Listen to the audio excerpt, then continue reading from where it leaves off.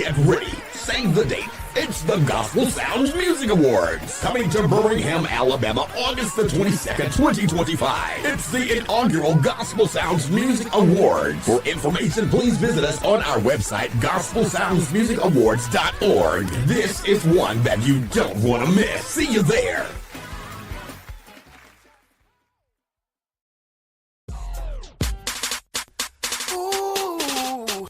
It's the Fire Show, hosted by Gildy. What's up? What's up? What's up? What's happening? What's going on, y'all? Listen, it's Tuesday. You know what we do on Tuesdays? We put the heat to the word on the street. It's your girl Yielded right here where we are every Tuesday, 7 p.m. Central Standard Time. Doing what? Again, I say, putting the heat to the word on the street. Hey, they get you right. With the dedicated news, saying no stocking. Mike second. Oh, where you, Mike?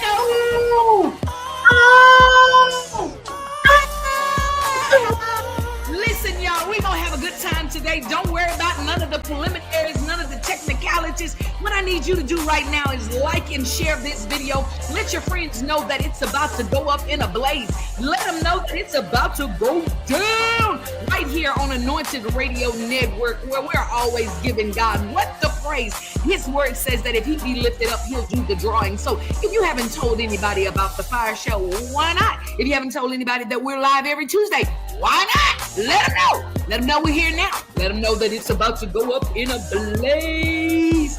Like and share the video. Let everybody know that it's another amazing episode of The Fire Show. We're going to have a little Talk Tuesday. We're going to talk about this. We're going to talk about that. We might even let some of y'all tap in and talk about what you want to talk about. But nonetheless, we are excited to have you here today. Look, I'm going to tell y'all now. Lorenzo's not here. So everything technical that happens today, that's an error, is his fault. Why? Because he should be here. We don't care that I know how to do this. I don't want to do it. So I'm going to keep messing up.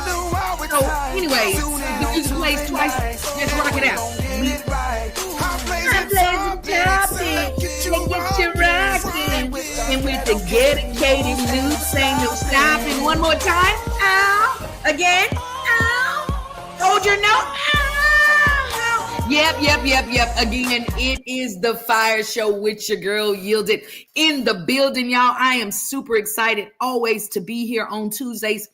You know what? Sometimes I have in the back of my mind, nope, we ain't gonna do the show today. We're gonna cancel it. My pinky toe hurt. Nope, we ain't gonna do the show today because I got a headache. Nope, we ain't gonna do the show because somebody absent. Nope, we ain't gonna. But guess what? We're here because we have been called to set a standard. The standard has already been set. We've been given a charge, given an assignment to get in here and make it happen. So here I am to say, I ain't saving the day. I'm just going to do the show. How about that? I was feeling real Mighty Mouses until I put my arms up, and then I thought about, girl, your back too big to be Mighty Mouse. So don't worry about it. But look, y'all, we're going to have an amazing show today because, I ain't want to do the show. That's why it's going to be a good show. When I get into a place that it's not me and it's all he, listen, all that I am is because of thee. All that I'm not is because of me. So I'm super excited today to be a yielded vessel before you. Didn't want to be here. Didn't want to do it. Marvin Sapp would say, never would have made it without you. So if it wasn't for the Lord, thy God, that was on my side, I wouldn't be here because I don't feel like peopling today. I'm all people out. I didn't people enough. I'm sick of peopling. I didn't have my share of people. I'm probably not supposed to be saying that. But listen, this is my honest truth. And sometimes that's why we as a people can't get to the very next episode because we're too busy trying to cover up and put on a facade and make do and all of that good stuff. But me, I'm just open, honest, cut and dry. And here it is. It is what it is. I am only a yielded vessel because the Lord continuously shines his grace and mercy up on me. So again, for those of you that can see me waving my hands, listen, you are in the choir stand. I don't know you're there unless you say hello. So if you're there, go ahead and say hello because I want to shout you out and let you know just how important you are. Look, it's late in the evening, y'all, in the afternoon, but I got a little bit of coffee in my cup. Let me do it for Lorenzo. I got coffee. I got my coffee in my cup. And so because I got my coffee in my cup, I might be a little bit I think I'm animated anyway, so don't worry about it. But nonetheless, I'm excited. It's 4:05, 5 minutes after the hour. If you haven't said hello, what's wrong with your fingers? What's wrong with your keyboard? What's wrong with your good sanctified worship over there in the choir stand? So go ahead and say hello so that I can say hello back to you. Met some amazing people over the last couple of days that said they will be tuning in today. I want to see if the devil is lying. They are too. Is y'all lying? Did y'all lie to me? Did y'all say I'm going to be on the show today and you're not here? So who is here? Let me know that you're here. I want to shout you out. Again, we're always excited to have our listeners, our viewers, and our supporters. Want to send a huge, amazing shout out all the way over on the West Coast. We want to shout out Pastor J. Pastor J. Lon Calhoun, who's always got something to say here in these Anointed Radio Network streets. That's out in Las Vegas, y'all. So we're streaming live in Las Vegas. And if you see the red light, that means you're watching us live. If you don't see the red light up there, that means you watching the late show. And it's fine too. You can catch us on all the podcast platforms. But right now, we're here. You're here. So I need to know you're here. So go ahead and type hello on the screen. Let me know where you're watching from, especially if you're a first-time watcher. Go ahead and hit that share button. Share us with somebody. We may not be what you need today, but somebody may need to hear something from us. We always get feedback from people that say, hey, that was the laughter that I needed for today. We always get comments that say, y'all made my day. So I need to know if you're here. I don't see no, hey, like the preacher would say, ain't nobody saying nothing. I'm preaching better than y'all saying amen. So at least put an amen, a hello, a shout out or something there in the comments. I want to know that you are here. I want to know that you are looking, listening, watching, and supporting. So with that being said, I feel like Lorenzo is unctioning me with the ticker tape down there. You know, if he was here, y'all, I don't know if y'all know it, but he has a very nice, polite bully spirit. And so when he's bullying and he don't want to be a bully, like in y'all eyesight, he kind of does stuff like this.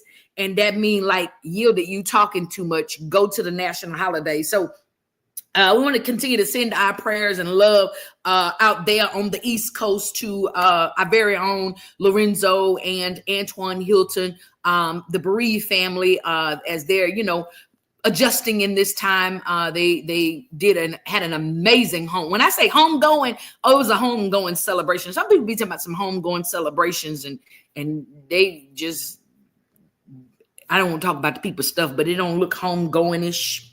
But they had an amazing homegoing celebration this past Sunday out in North Carolina for their grandmother. It was listen, everything they said about her let me know that she loved the Lord, and all the things that she did was representative of her loving the Lord. And let me say this, they had some church on Sunday. They had some church in there. They were singing and praising God, and it was a homegoing celebration. I was over there. I was like, I don't know if they allow running in this church, so I don't want to be out of order, but I'm a runner. I wanted to run. I had on my good door knocker shoes, could have run all up and threw down in them aisles. But like I say, I ain't know, and I ain't want to be out of order. So I was just over there holding my own mule, trying to keep from running, because I wanted to take out in a full-fledged sprint out there in them streets. But I ain't. Yeah, I wanted to be in order. So I got me a little run in a little later on. But it's national holidays. Today is April the 15th. I'm sorry, it's the 15th. Where's your taxes? Y'all done your taxes? Listen, y'all know that creepy guy on the commercial gonna come for you if you don't go get them taxes done. So I pray that you got your taxes done. I pray that you did them right. And I pray that you ain't add nobody else cheering on there. Using people cheering, trying to get that earned income credit, and then the people's gonna come and get you. So it's National Tax Time Day celebration, depression, whichever one you want to make it be. I'm hoping you got your taxes done. Y'all, who got your taxes done? Y'all already did your taxes? If you ain't done them, I know where you at. You're in line trying to get them done right now. So you're probably not on here to say you ain't done them. But hope y'all got your taxes done. And that's my spiel on that. Today is April 15th. We're the 4th month and halfway through it in 2025. Can y'all believe 4 months already? 3.5 months are gone already. 3.5 months. It's April the 15th, y'all. So today is National Laundry Day. That's kind of disturbing to me, that we need a holiday to observe Laundry Day. I'm just a little concerned. Let's just see what the national holiday people them say. Even though National Laundry Day and Tax Day often are together, land together on April the 15th. Remember to keep these two activities separately. Anybody who has recovered a $20 bill from the washing machine knows why. That says we generally don't love doing laundry. However, we are thrilled when it's done, especially when we find that money. The only thing that I have a problem with is that when I do the laundry and I find money, I'm excited because I find money, but I ain't all that excited because it was mine. It's a little more excited if I do the laundry and somebody else's money in there. You know what I'm saying? So the guy upstairs don't typically have no money, so you typically don't have none in the laundry, in the wash. So I'm not that excited about finding money in the laundry. But anyways, however, we are thrilled when it's done. Think clean clothes, fresh sheets, and that's fresh laundry scent. Now, I love a good laundry scent. Them people over there at the place that sell the lotions and the candles and all of that stuff, they got them wall plug-in wallflower things, and they got a Laundry Day fragrance that's in there. Let me tell you something. I had got the extra strength one time and put it in all the plug-ins in the house, and it smelled like the washateria up in here, and it was so much Laundry Day fragrance in here. I was walking through sneezing, eyes was running. I was like, listen, you done set off a Laundry Day allergy in here. Unplug these high intensity wallflowers and get your life together, woman. But look, let me tell you, I love it so much. I plug it into the plug right beside my bed. So I wake up in the morning and I be like, whoo, somebody done wash my clothes. And then I put my feet on the floor and praise God for grace and mercy. And then I think about it. Lord, I'm thanking you for the grace and mercy, but the pretend person that I thought did my laundry does not exist. It's these stupid wallflowers. But anyway, y'all, yeah, it's National Laundry Day. So wash your clothes. If you ain't washed your clothes before today, I'm concerned. But yeah, wash your clothes. It is also National Holy Tuesday. Okay, we're gonna go with Holy Tuesday. It was Palm Sunday. Wasn't it Palm Sunday? It was Palm Sunday. Palm Sunday. It was Palm Sunday the other day. Okay. All right. So now today is Holy Tuesday. Okay. All right. We're gonna keep scrolling. It is National Jackie Robinson Day. Okay, the 50s Dodgers highlight National Jackie Rogers Day. I'm with that. Listen. It's national. I ain't gonna even give them no clock today, but I'm gonna tell you who they are. You already know. Ba-da-ba-ba. Yeah, it's National That Place Day, where they got the arches and the French fries. Now, I used to love a good old French fry from the Arch place, but I don't like them French fries no more. I don't know. I like the French fries with the people with the Polynesian sauce. I like they French fries. You know who they is. Stop looking like that, Michael. I see they got the Polynesian sauce. They got their own sauce. So you get their sauce. And them waffle fries, I like them, but I know it's not on like time, but I got to give you this one. I like their waffle fries, but I don't like that one that looked like an elbow. I done told y'all that before. They got the waffle fries, and every now and then they get the heel of that potato, and on the top it looks like waffles, but underneath the bottom it looks like an elbow. I don't eat that one. I don't like it. It's an elbow or knee or something. I'm not eating that. But anyway, it's National Golden Arch Place Day today. It is also National ASL Day. Y'all know I knew some sign language though. That's American Sign Language. This means I love you. I know a whole song in sign language. Would y'all believe that? Y'all want me to sign some of it? Pastor J probably gonna get me because it's gonna be sounding like dead air on the radio. Okay, well, I'll sing it. I'm dreaming of a white Christmas, just like the one. Oh, y'all don't know that I know sign language. It's American Sign Language Day today. Every now and then I have to do some sign language. I got my sign language that I made up myself. I won't show y'all that one, but Mike O is killing himself over there in the background. But yeah, it's American Sign Language Day today. Y'all remember the lady that was doing the sign language that didn't really, Michael, stop it. Y'all remember the lady that was doing the sign language that didn't really know no sign language? I tell you, when you think about American Sign Language, it's always the funny stuff that comes into mind, or even the Genuine concert. And the guy was doing the sign language. He was signing while Genuine was singing.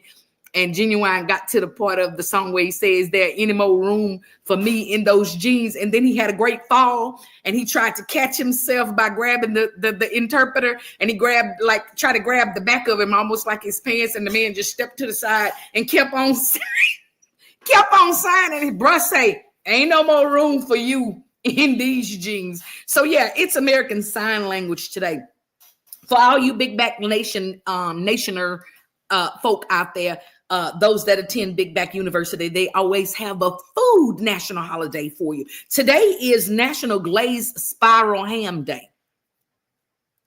Yep, they celebrate the spiral ham on April the 15th. I don't know why. Maybe in honor of Easter or something. I don't know. Y'all have Easter Sunday. Y'all, what meat do y'all typically have for Easter Sunday? Type it on the screen. If you have Easter Sunday dinner, and you have what's your meat? What's your entree? So look, here's the problem that I'm having. I see all of you amazing people there. Y'all can see me. Y'all can see my hand. Boop, boop, boop, boop, but y'all are not talking back. I'm like the preacher. I wish I had somebody. So if you're there, go ahead, like and share the video. Go ahead and say hello to me. And let me know, what meat do you have for your national holiday of Easter? It's National Spiral Ham Day. I'm not seeing any comments over here, and I don't know what's going on. Yeah, so I'm having a fit over there. Michael, can you type a comment over there so I'll know that my comments are coming through? Because I don't know what's going on. If I can't see nobody, then I don't know that anybody's over there. I don't know that the people of God are out there. And yeah, so I need to know y'all out there. All right, so the next national holiday. Okay, Michael is watching. All right, there go the Saints. Where y'all been at? Shout out to Sean Lee out in them Kansas City streets. All right, oh, here come the people. Look at y'all. Lorenzo here. Is it time for a commercial? What I do now? Lorenzo watching. He here. Almighty God. But anyways, shout out to Crystal. Crystal says she does ham. I best behave. All right, let me behave. Hold on. All right, am I good? Am I good, Michael? All right. Lorenzo, shout out to you. Listen, I'm doing a good job. I'm doing my good work. You taught me well, vice versa. Either way, don't matter. I'm doing my good work, but it's national holiday. See, I even got the Debo ticket. I got the ticker tape running down there, and I'm letting me know what's next, so you don't have to do it. I'm on my job. I'm on my job. It's also national. What's the next one I want to do? National Rubber Eraser Day. Do y'all remember the big fat pink rubber erasers you had to have in your school supplies? I'm not sure why, but both of my boys would always demolish those things, and they would be in little pieces, and we would find them all over the place in the washing machine. Yeah. Anyway, it's National Rubber Eraser Day. It is also National Purple Up Day. Purple Up Day is a special holiday that recognizes the contributions of military children. Okay, all right. Shout out to military children. I think that may be the children of the people in the military, but because I'm a little slow some days, I'm just going to shout out to my children. My son, who is serving right now in the United States Army, 5 years in, started out as an infantry soldier, still is infantry soldier, but he has just completed his physical therapy program, and he is right now in Honolulu, Hawaii at Tripler, serving in the medical part. Oh, I see you doing your aloha dance. So shout out to them for the Purple Up Day.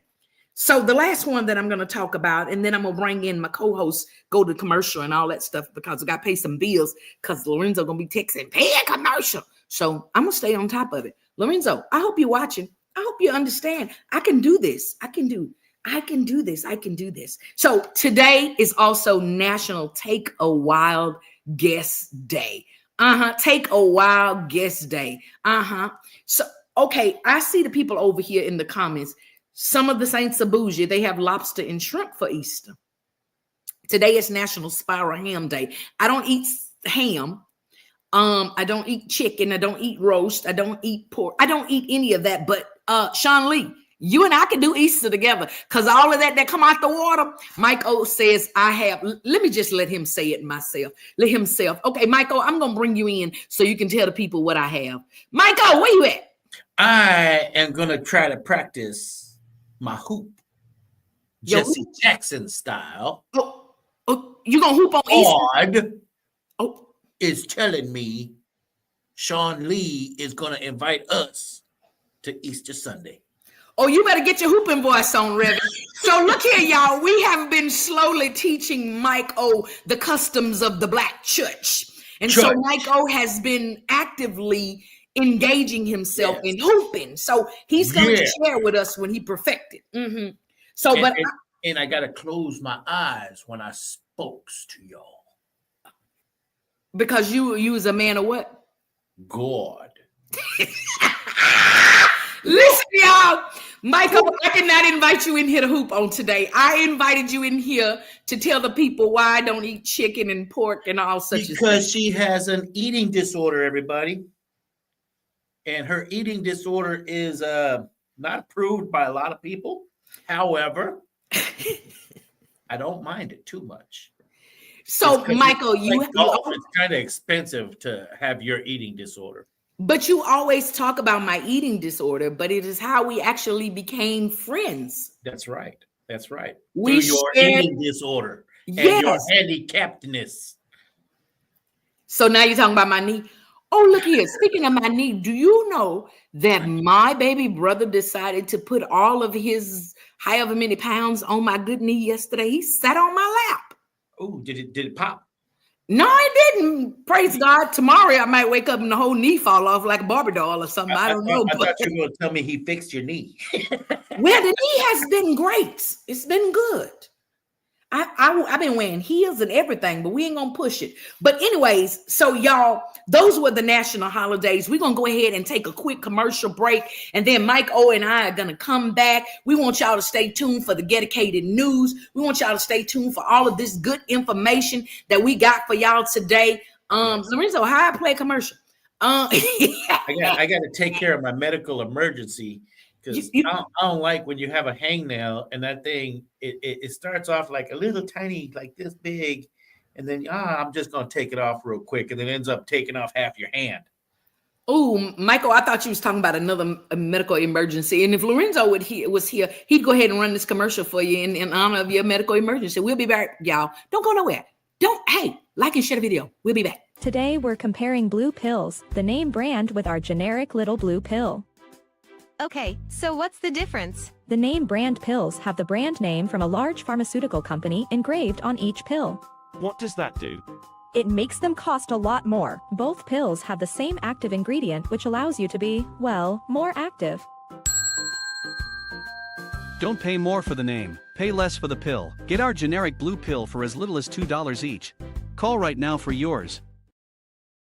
If you're living with diabetes and using insulin, you know the pain of pricking your fingers over and over again. By wearing a small device called a continuous glucose monitor, or CGM, you can reduce the pain of pricking your fingers right away. If you use insulin daily, you might be eligible to get your own continuous glucose monitor. So call the US Med Diabetic Health Hotline today and learn about the latest CGM technology. Not only can a CGM immediately reduce pain, it's accurate, easy to use, and helps you make better diabetes treatment decisions. And if you have Medicare or private insurance, you can see if you qualify for a CGM at little or no out-of-pocket cost. We'll also provide free shipping of your new CGM, and we'll bill your insurance company for you. If you use insulin daily, you might be eligible to get your own continuous glucose monitor. So call the US Med Diabetic Health Hotline to see if you qualify for a CGM at little to no out-of-pocket cost. Recover Now is a national campaign aimed at the education and awareness of the devastating effects of opioid and heroin abuse and curbing drug and alcohol addiction in the United States. Recover Now is sponsored by treatment facilities nationwide. Many of them have been where you are, and they want to help by spreading a message of hope and recovery. They're working hand in hand with major insurance companies nationwide that can help you or a loved one get clean in 7 to 30 days. Recover Now is embarking on a national outreach campaign on TV and radio to promote anti-addiction messages. So if you, a loved one, or someone you know has a problem with drugs or alcohol, do not wait. A new life for you could be 30 days away. Call us right now. I promise this call can change your life. Sponsored by the Detox and Treatment Helpline. Call 877-675-2490. Listen, if we even think you owe us money, you won't know what hit you. We'll put liens on everything you own. Raid your bank accounts, retirement fund, pension. You'll open up your paycheck and cry because we'll already have the money. We'll haul you into federal court and you might even go to jail. Hey, it's our job. Don't fight the IRS alone. The Tax Doctor is here to help you negotiate your tax bill and reduce your stress. Our experts will fight for you using IRS guidelines to stop any IRS actions like bank levies or wage garnishments. Plus, eliminate penalties and interest and reduce your past tax bill so you pay the IRS less. Help is here to deal with the IRS to reduce your stress. If you owe $10,000 or more in back taxes, do not call the IRS alone. Call a tax doctor now for a tax emergency analysis. I'd have my mom call the number on the screen. You come see me alone. We'll work it out. Really, we will.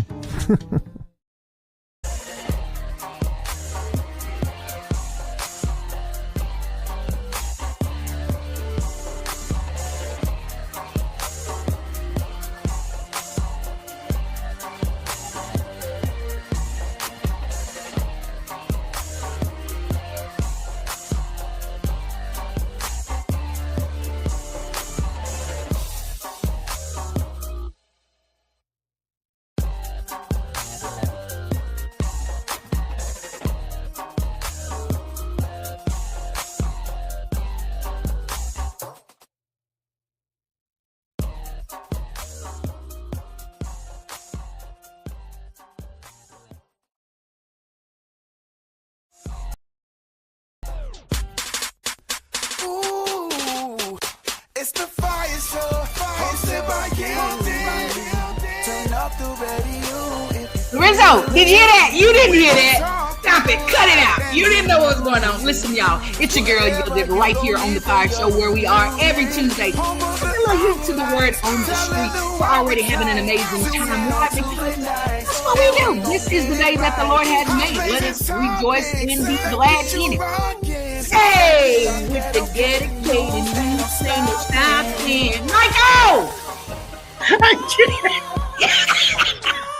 You were supposed to sing, Michael. Goodness gracious. Listen, y'all. Michael is already laughing at me because I am jacked here up. Trying to organize my mess right here, and I look up and you're off. Hey, listen, like and share the video. Let the people know that we are hot here. It's blazing here on. Uh-oh, Michael. Oh, it came out of nowhere. It just happened. Oh, that might have been the best one ever. Listen, y'all.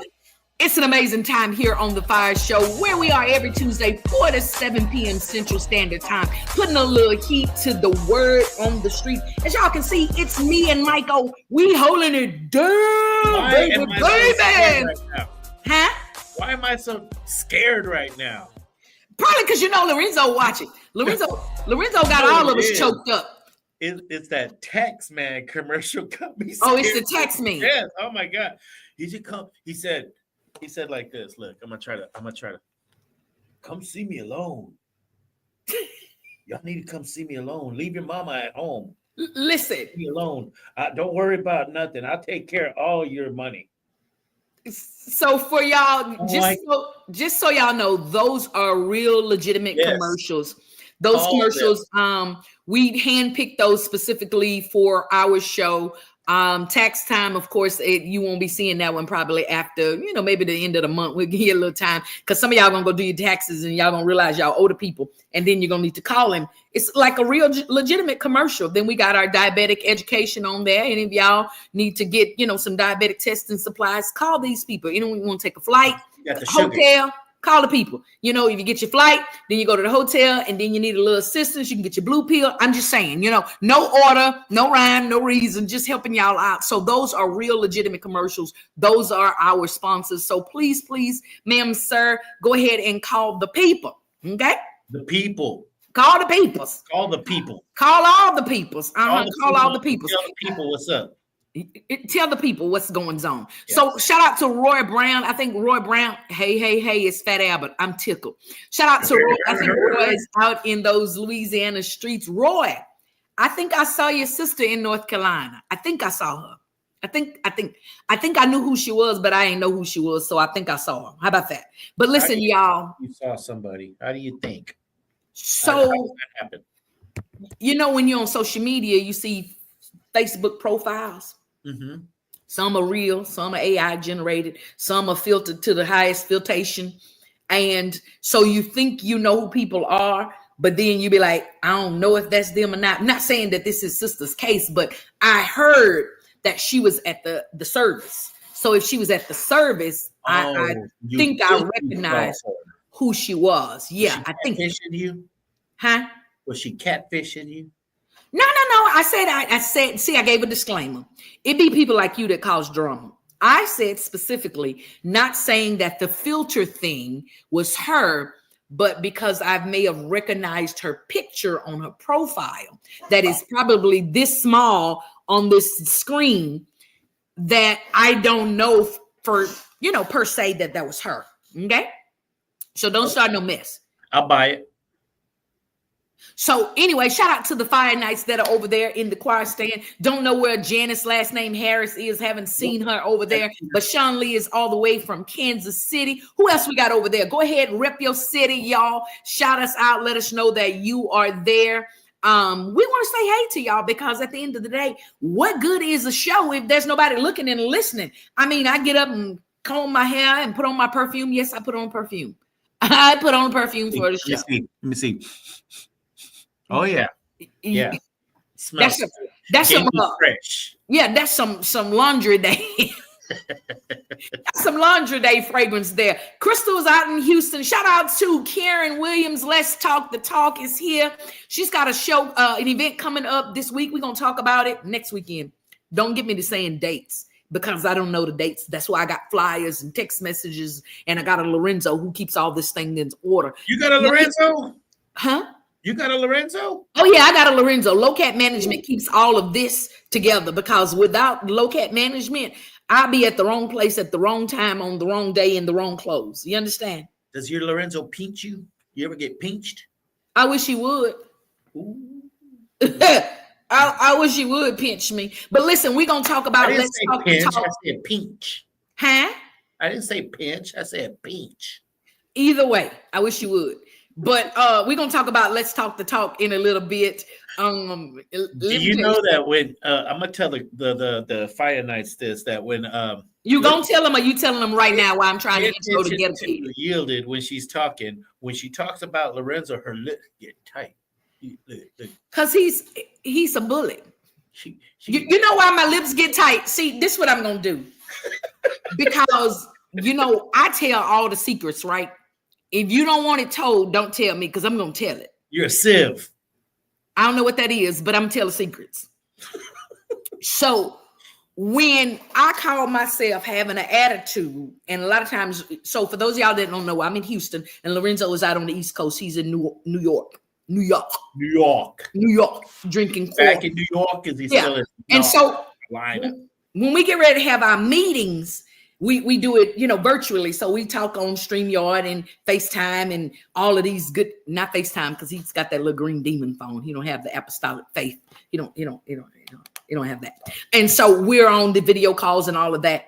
And so when I call myself getting an attitude and I'm telling him something because I don't necessarily agree whether I'm right or wrong, that's where I'm at. My face starts turning red. My cheeks turn red.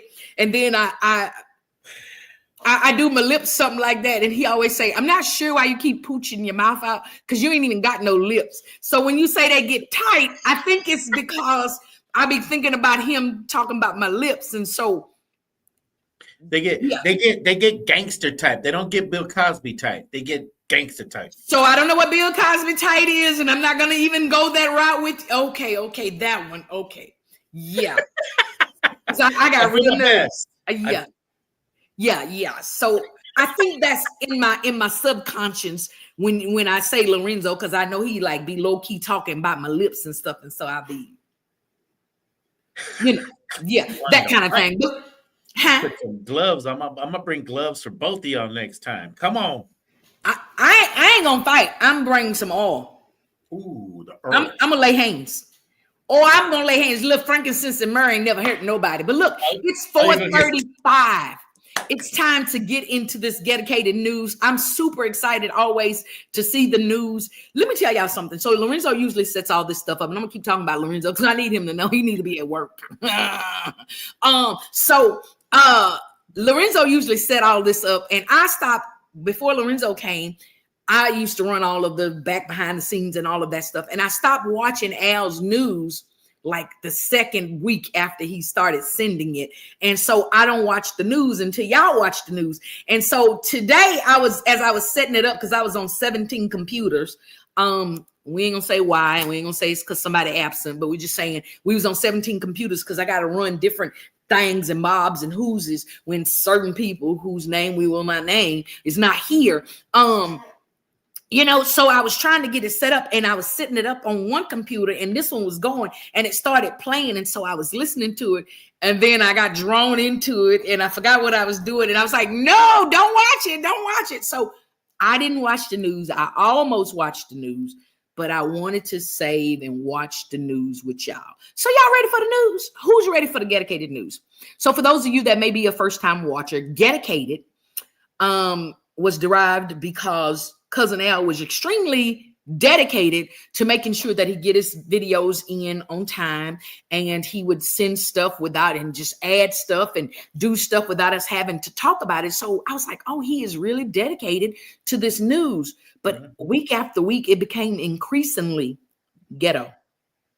More and more and more ghetto. So hence the reason we now have the ghetto dedicated news by none other than Cousin Al. So we're gonna get ready to bring this dedicated news in here so that y'all can see the dedicated news and see just how ghetto Cousin Al dedicate. Is he ghetto dedicated? I don't know. I like dedicated. He's Cousin Al, y'all. And so here's the dedicated news with Cousin Al. How about that? We're gonna put it on for y'all. Bam. I don't have no sound on my news. I don't hear it. Ooh. With you. Now you do. How about we start it over?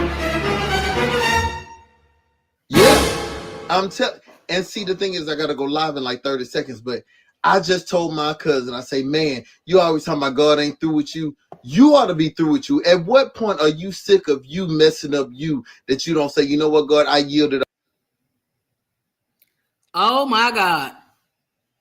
What just happened? See what happens when Lorenzo ain't around? Oh my goodness. And the Saints say, where is Lorenzo? So I don't know what's going on with that, but we're going to get it fixed for y'all because that's what we do. So in the meantime and in between time, we're going to get it worked out and get it straightened out. Something started happening. I don't even know why it started happening. So we are praying for Lorenzo's speedy recovery. Yes. Or return.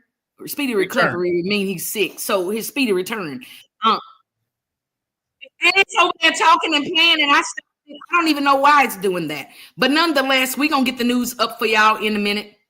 It's moving and grooving and doing all kinds of stuff. And so we don't want it to do that, but we're going to get it together. And we're going to play it for y'all in just a few minutes. But Miss Karen, don't do me like that. I don't like when people come for me when stuff don't work right. So I told y'all, I be trying to get stuff together. But it don't always work right. And when I used to do all of this, everything was already set. But the fact that I'm doing it a different way now means that it takes a little time. So the FIYAH show is from 4 to 7 Central Time. For all of you FIYAH nights, Lorenzo's not here today. I have a gut feeling we're going to have to answer that question about 10 more times today. So Lorenzo is not here because we are praying for him. He's bereaving. Is it bereave or grieve? Which one is it? Bereavement or grievement? So at the church, we pray for the bereaved family. Bereave. Bereave. We're not going to make a conversation out of it, but yeah. So that's where Lorenzo is, y'all. While I get this dedicated news together for y'all, I don't know what's happening and why it's happening, but as I get this news together, see, I'm gonna tell you let me just tell it because I tell all the secrets, right? So before Lorenzo took over running all of this and became the program director, Cousin and Al and I had a way that we did it. Well, Lorenzo decided it worked better for him yonder way. And so Cousin Al started doing it yonder way for him. But now I'm trying to do it, and I'm used to doing it the other way. They mentors So them. that way worked for me as opposed to this one. Okay? So we're going to be right back while I get the news together for y'all. We're going to run some other stuff for y'all to laugh and giggle at, because we know that y'all was ready to giggle at the news. And so we're going to give you some other gigglicious video footage. Gigglicious. Yeah, gigglicious. So we're going to drop a few things for you, and then we're going to run this news because we got to get it together. All right, don't go nowhere. Be right back.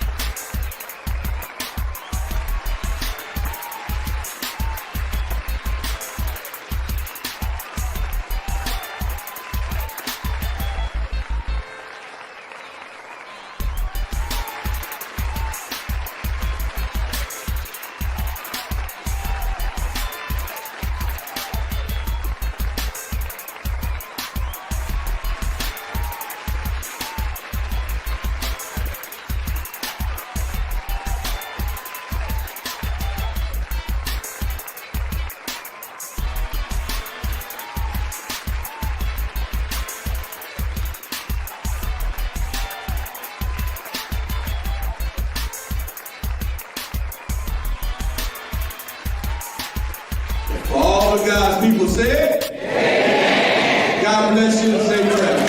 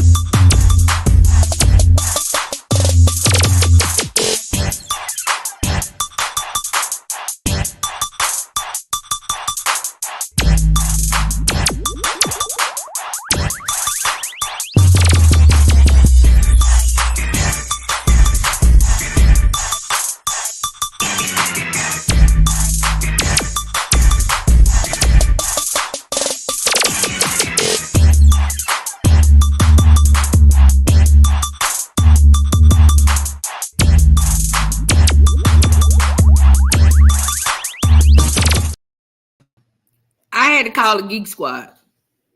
I had to call IT because I was having a major IDT10 error or IDTNT error.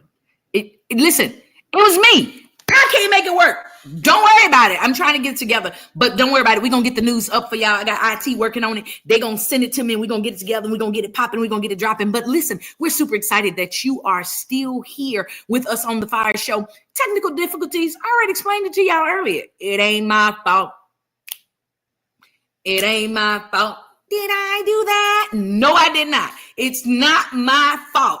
I have gotten rusty on all of this technical stuff that I typically or what I used to do by myself. And now you know when they say when you don't use it, you lose it. So I hadn't been having to do it. So it did.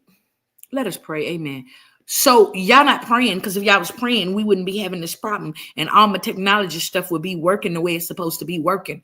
But in the meantime and in between time, Michael is sitting in the back in the foyer laughing at me. So I'm just gonna bring him in. I mean, no sense in letting him laugh behind my back. But you know, this is such a typical of my life. You know, it's never your fault. Friday nights, it's my fault. Oh, it's never my fault. If rule number one, it's never my fault.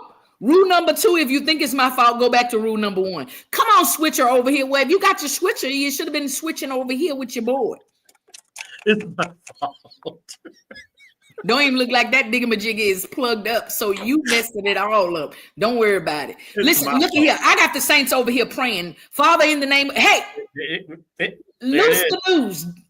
Loose the news. But listen, we're going to shout out to Miss Karen Williams over here. We're going to talk about her event that she has coming up in these H-Town streets while we waiting on the Geek Squad and people in them and our IT guy to get this together. So look here, Michael.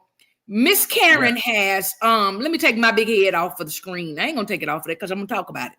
Finding Me in the Broken Pieces. She's got that coming up on April the 26th. So not this Saturday, but the next Saturday. Now, rumor has it that they're going to be having some free haircuts and carrying on over there. They're going to be having all kinds of stuff that you can come and get. A free community event, luncheon, fellowship, and networking. And guess who's going to be out there in them Finding Me in the Broken Pieces streets? Me. Let's talk the talk. Miss Karen Williams is going to be there. Some barbers is going to be on site giving free haircuts. Now, y'all know anything that you get free, you got to have some order. Because if you don't have no order, the people just going to run and do whatever it is. Listen, they hear in their mind, whosoever will, let them come, and they going to come. But we need y'all to come decent and in order. See right here, you got this here website right there. Let's talk the talk1.com. Go over there, register. That's my word for today. Register. Go over there and register for this here event. You got to register for the event, and then you got to register for your haircut. Now, rumor has it that they only got a couple, 2, 3, 5 haircuts left because you're not going to get your free haircut because you're operating in your CPT. I need you to get on time and get over there and get together now and get registered. Now, Miss Karen has this event going on. It's focused on giving, y'all. So they're going to be giving. There's going to be some speakers there. Of course, I'm sure this speaker is going to talk on finding me within the broken pieces.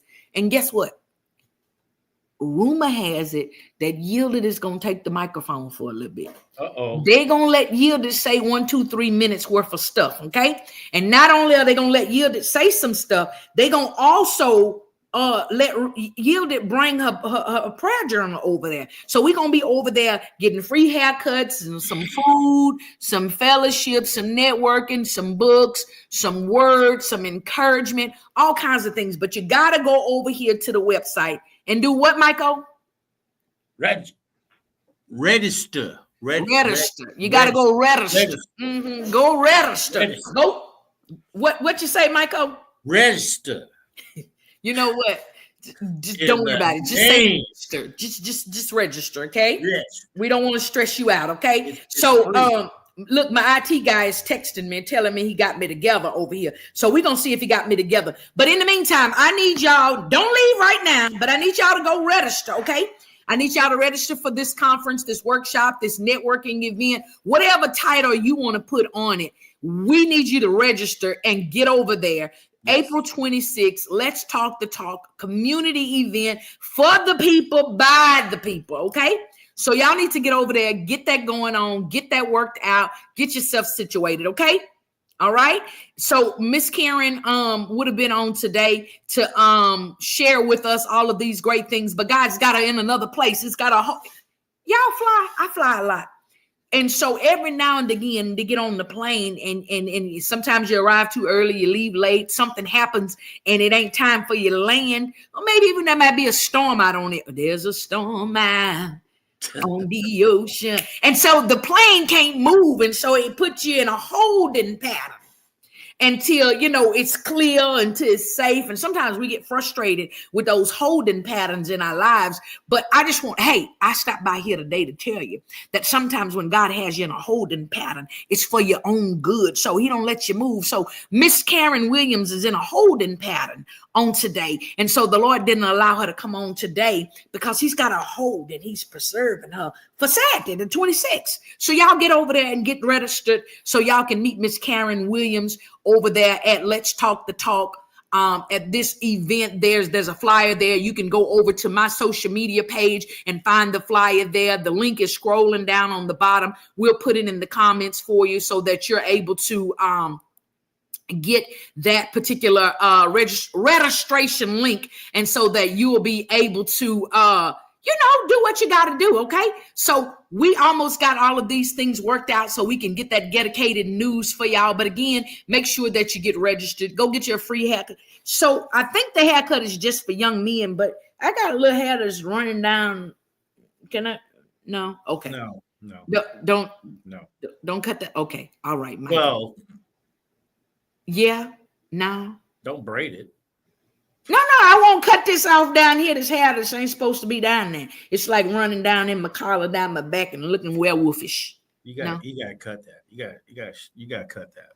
I gotta cut that. Okay, Michael. So, Michael, now listen. You can't use that word you used earlier. We ran this video footage just a second ago of the Spin Awards, right? But we got these award shows coming up. But because you and I have these offline conversations, I want you to share with the Fire Nights your mindset and your thoughts when you see. You can't use the word you used earlier, okay? Can I say player? Huh? Can I say player? You a mess. Tell your people the thoughts of that video you just saw. Just talk about it for a second, okay? I thought that there was nominees of Player of the Year. See, it be your very own friends that mess you up. You understand? No, they gotta keep you in order. Gotta keep you sane. I'm not that guy that you can dress up in front of and say, "How do I look?" And I'm gonna tell you how you look. So how did I look, Michael? You said I can't say it. Yeah, we're not gonna say it. Michael says Fly Guy. How about Fly Guy? Can I say? First of all, I'm a girl. But I know. But go on and say your word. Okay, you look. The only thing that was missing. Go ahead and say your word. I'm gonna let you say it. Go on and say it. Was the high heels with the fish inside them? That was the only thing missing.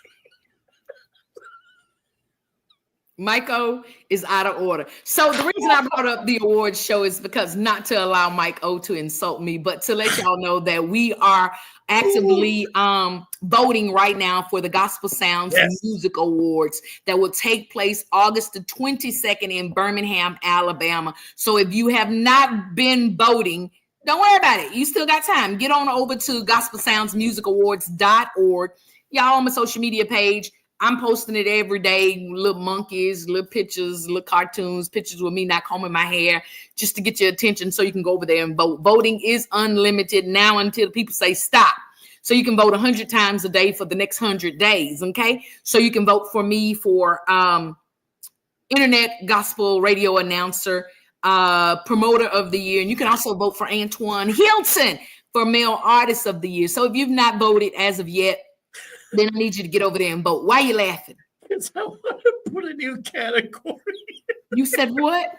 Because I want to put a new category in there. Okay, Michael, if you had the opportunity. And you're going to win for sure. So, Michael, I'm going to give you the opportunity right now. I'm not if you had the opportunity I'm a to. God-fearing man. So you're not going to submit your category? All right. If you can submit your category right now. We're going to play that. We're going to play that video again. And we're going to add a category to the awards called. Okay, go ahead and add it right now. What's your award? Pimp of the Year. Fired. You're fired. You're fired. Shout out to Felicia Lamb out here in these H-Town streets. Felicia. I can't. I cannot. So hopefully we got the news thing situated and I'm going to be able to play the news. If not, y'all, don't blame me. If in the event that the news don't work, I need y'all to do me a huge favor. Okay. And I'm about to do something that I'm probably going to get in trouble for, but I don't care at this point because if the news don't work, I'm going to be cocked and loaded. Okay. You're going to play that commercial again. No. If the news don't work, then I'm going to be cocked and loaded to be able to give y'all the number for support that y'all need to call. Okay. And it just so happened to be going to be picked up by somebody that drinks coffee. Okay. That's whose number I'm going to give y'all if this here news don't work, okay? So we're going to try it again. We're going to try this dedicated news. Michael, you praying? I'm praying. All right, I need you to pray that this news works, all right? Work for me, news. Work for me. Yeah, I'm telling. And see, the thing is, I got to go live in like 30 seconds, but I just told my cousin, I say, man, you always talking about God ain't through with you. You ought to be through with you. At what point are you sick of you messing up you that you don't say, you know what, God, I yielded all over? When that's going to come up, don't make me take a communion cracker right here. That's when it's going to, oh, let me call you back. Oh, I got. Oh my God. Oops, I did it again. It's not me, y'all, I promise. We just going to see if it recovers or something. I don't know. I don't know why it's spinning. I don't know what's going on. It's not me. I'm not doing it. It's that's an international problem. It's I don't know. What's up? It's your boy cousin now who didn't get a countdown for the FIYAH show with your dedicated news. The news you can use, the top 3 news stories of the week. I thought y'all was gonna act like y'all had some sense. I said April, they gonna act like they got some sense. I said April, everybody go be on the ball, they go meet the mark. Y'all just his face. Roll the intro. Just roll the intro. I'm scared that the news this week go scare everybody away. Roll intro. Representative. He got a whole staff over there. He got a whole All right, staff. number 3, let's jump right into it. Oh, he on a club in Memphis has been arsonated. And the people of God are disheveled, distraught, and disturbed. Sources from Memphis and Shaniqua, who finds out pretty much everything I need to find out that I can't find out like real fast. She's confirmed that this was not just a club. This was a place where people went and had pure joy. Club, lounge, whatever you want to call it. People went there after church services. People went there on Saturday nights just to get out the house and enjoy themselves. It wasn't a young hangout where gang activity was happening. None of that. It was a place, literally a strong tower where the ratchet ran in and they were safe. This was a place people really felt comfortable, and it was a safe space to enjoy yourself. So anger has took over the whole city. Anger is just running rapid. Check out the video. We had a ball in that joint last night. I'm talking about, I didn't even have no clothes on. I had my scrubs from work on. Just sitting in there partying last night. Yeah. And we left at 2 o'clock. Now here it is at 5 o'clock in the morning. My club burnt down. Who did it? Who did it? You don't mess up a good time.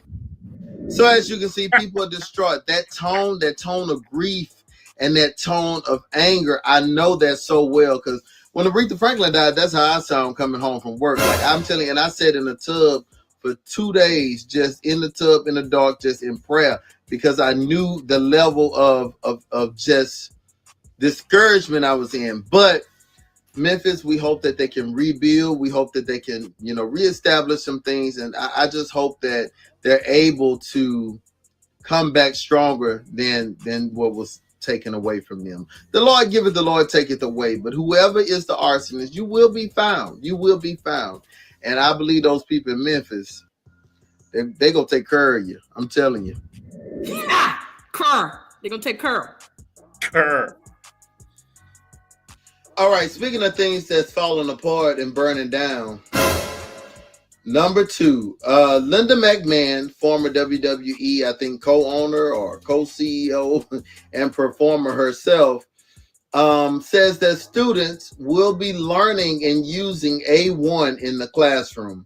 This tasty sauce has been around for years. It's been in different families through generations to generations. It makes our meals amazing. It makes our meals great and tasty and, gives it that extra oomph and edge. However, I'm not sure how it's going to be used in the classroom, but she says that since she's been appointed and given this job over education, that it is necessary for the next generation of students to use it in the learning curriculum. Anybody hiring? There's a school system that's going to start making sure that first graders or even pre-Ks have A1 teaching, every year starting, that far down in the grades. And that's a wonderful thing. Kids are sponges. They just absorb everything. And so it wasn't all that long ago that we're going to have internet in our schools. Whoop. Now, okay, let's see A1 and how can that be helpful?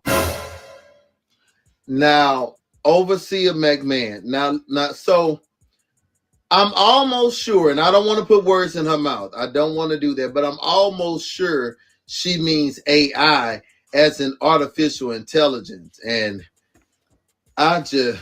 Trump must have went behind Elon's back and hired her. He must have appointed her, and Elon didn't know about it. But I'm just trying to figure out who is her team. Who is her team? I mean, it could have just easily been a mistake. That's an easy mistake to make. And you get DDT'd every Monday Night Raw and see if you gonna have all your screws put together in your head. But her team should have went over some things with her and overlooked the speech or the answers or how she was gonna answer. We need those people. Where are the writers at? I'm not praying. And where the teacher's gonna be, because everybody finna walk. I'm just telling you what's finna happen. But yeah, in this situation, I'm gonna play devil's advocate and Satan's sacrifice and say the team dropped the ball. The team dropped the ball. That's how I'm gonna leave. Lord have mercy. Is Bucky's hiring? Number 1, speaking of dropping the ball. Oh, too soon, Al. Too soon. Y'all, I'm so embarrassed. I don't even want to report this story, but I got to be fair, because if it was another city, I'd be acting a fool. I don't put on for my city for this right here. Number 1, Richardson Mortuary has dropped the ball. This is the funeral home here in Houston, 2 locations, about to be 0, where bodies were found just laid out like the clearance rack at Ross and Marshall's. Just people were just everywhere, laid up in the garage, everywhere. This funeral home literally left bodies in deplorable conditions. And a man went to the funeral home to find out that there were multiple bodies where they were doing construction, and they had plastic over the bodies, the roof falling in, asbestos all over their wigs and stuff. It was just horrible. Check out the video. And just beware, it is a little graphic, but we need to know what's going on so everybody know where not to go. So check out the video. This might not be good. Yeah. Bro, I'm at the funeral home where my mama's supposed to be at, bro. They got dead bodies in this building with no AC. No AC, man. These people, family members. Y'all family members up here in this building with no AC. They're not taking care of. Man, y'all took on y'all people, man. Richardson Warriors Services. Bro, they just got people in these caskets in this building being worked on. Doors wide open. Now, as if that wasn't bad enough, as if that just wasn't just the worst of the worst, right? The man who went in there to see about his mama, right? They stabbed the man, the funeral home worker stabbed the man in the stomach for being on the property. Trying to get more word. You know what I'm saying? Because they ain't nobody else coming down there. Check this out. Open up the casket, and she had gnats in her face. She was already sweating. Other bodies weren't even in caskets. Some laid out on tables. The video spread quickly on social media, soon catching Marita Brown's attention. I saw a lady in purple in the same suit as my grandmother. Brown fears her body sat in questionable conditions inside Richardson Mortuary. This was March the 21st. And she was supposed to be cremated already. And we've been waiting on her ashes. And nothing haven't been happening. He has bodies laying in here. Lots of activity when the Magruder family was taking these videos.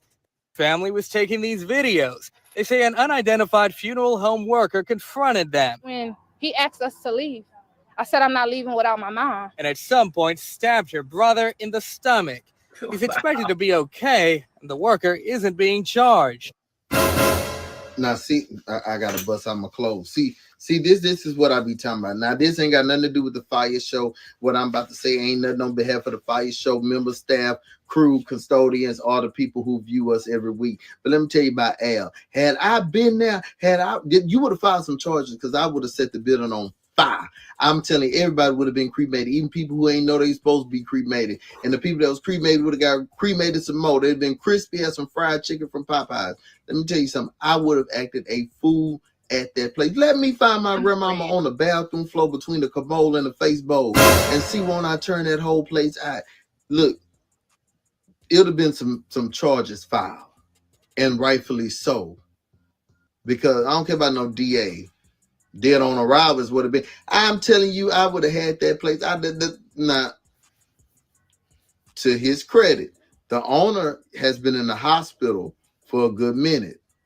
I heard he had a heart attack, so say, but he's been sick and in the hospital himself. But the rest of them jokers, oh yeah, they'd have been all right by the time I got through. I'd have shut that place. Y'all would have had to scoop all the ashes to the middle of the parking lot and tell everybody get a cup and hope your mama in there.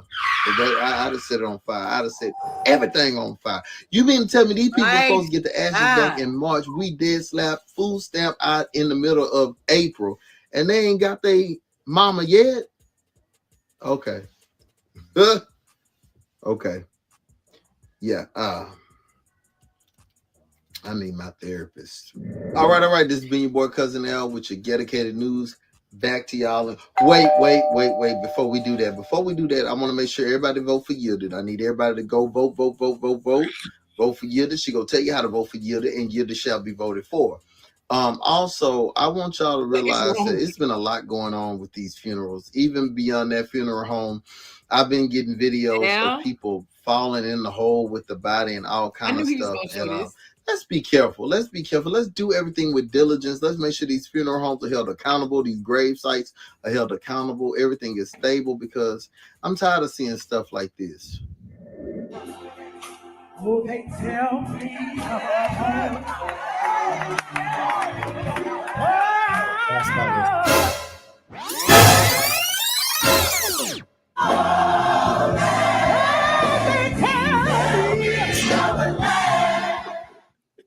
I have absolutely no words for Cousin Al today other than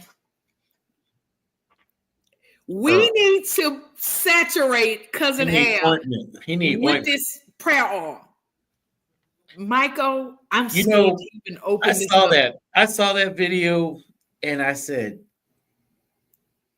I'm goofy. I'm gonna start by saying I'm goofy. But that was a bad video. That was horrible. And the only thing that went through my head was, what are they gonna do? Die?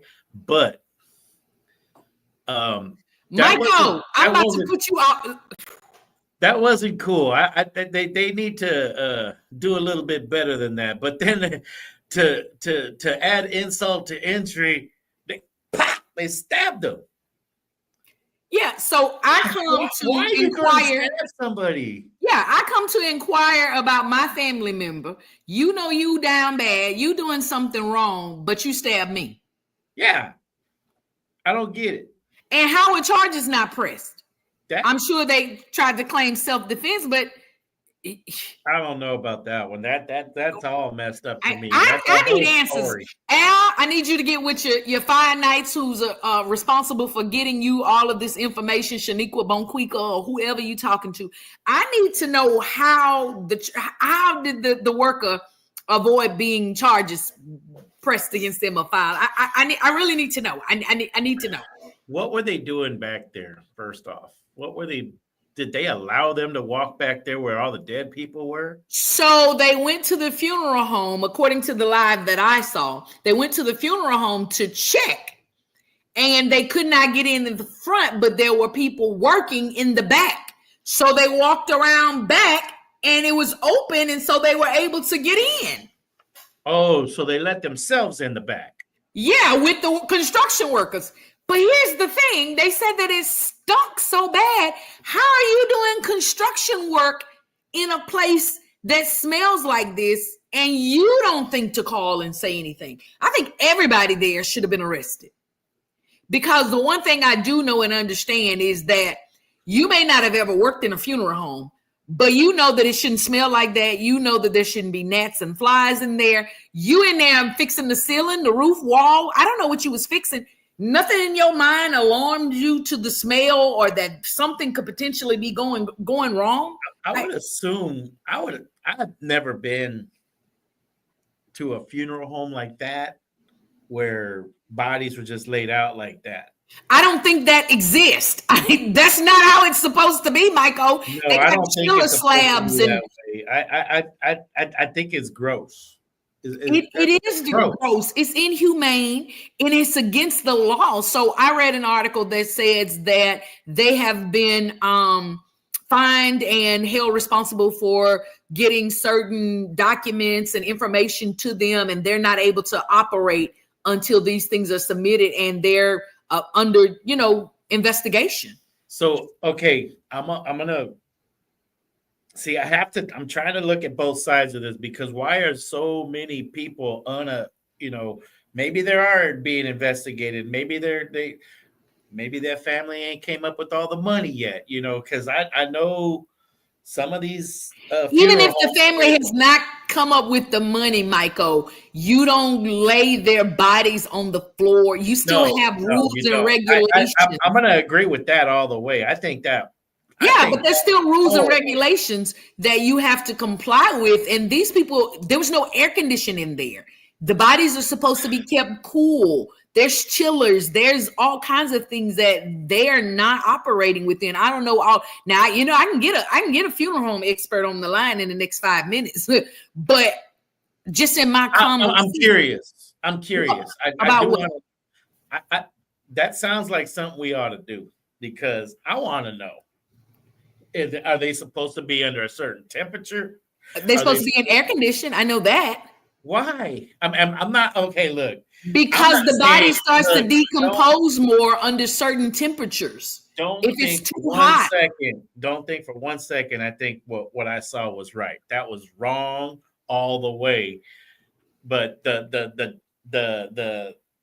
person in the back of my head is saying, "What are they gonna do? Kill him?" But no, I mean it's again at the end of the day, you're being paid for a service. Yes. And nothing in that service says that you're going to keep my family members' remains in deplorable conditions. First of all, if it's not kept at a certain temperature, you're going to hear and see what you heard they said that was there. Flies and maggots and gnats. That's nasty. Gnats. And so I think it's nasty. I'd have me a lawsuit. I'm with Al.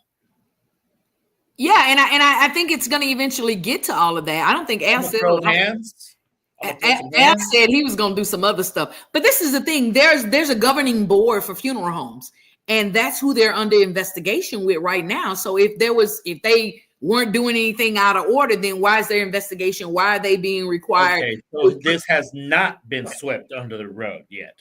Oh, no. So this is just starting then. So they're going to get in trouble.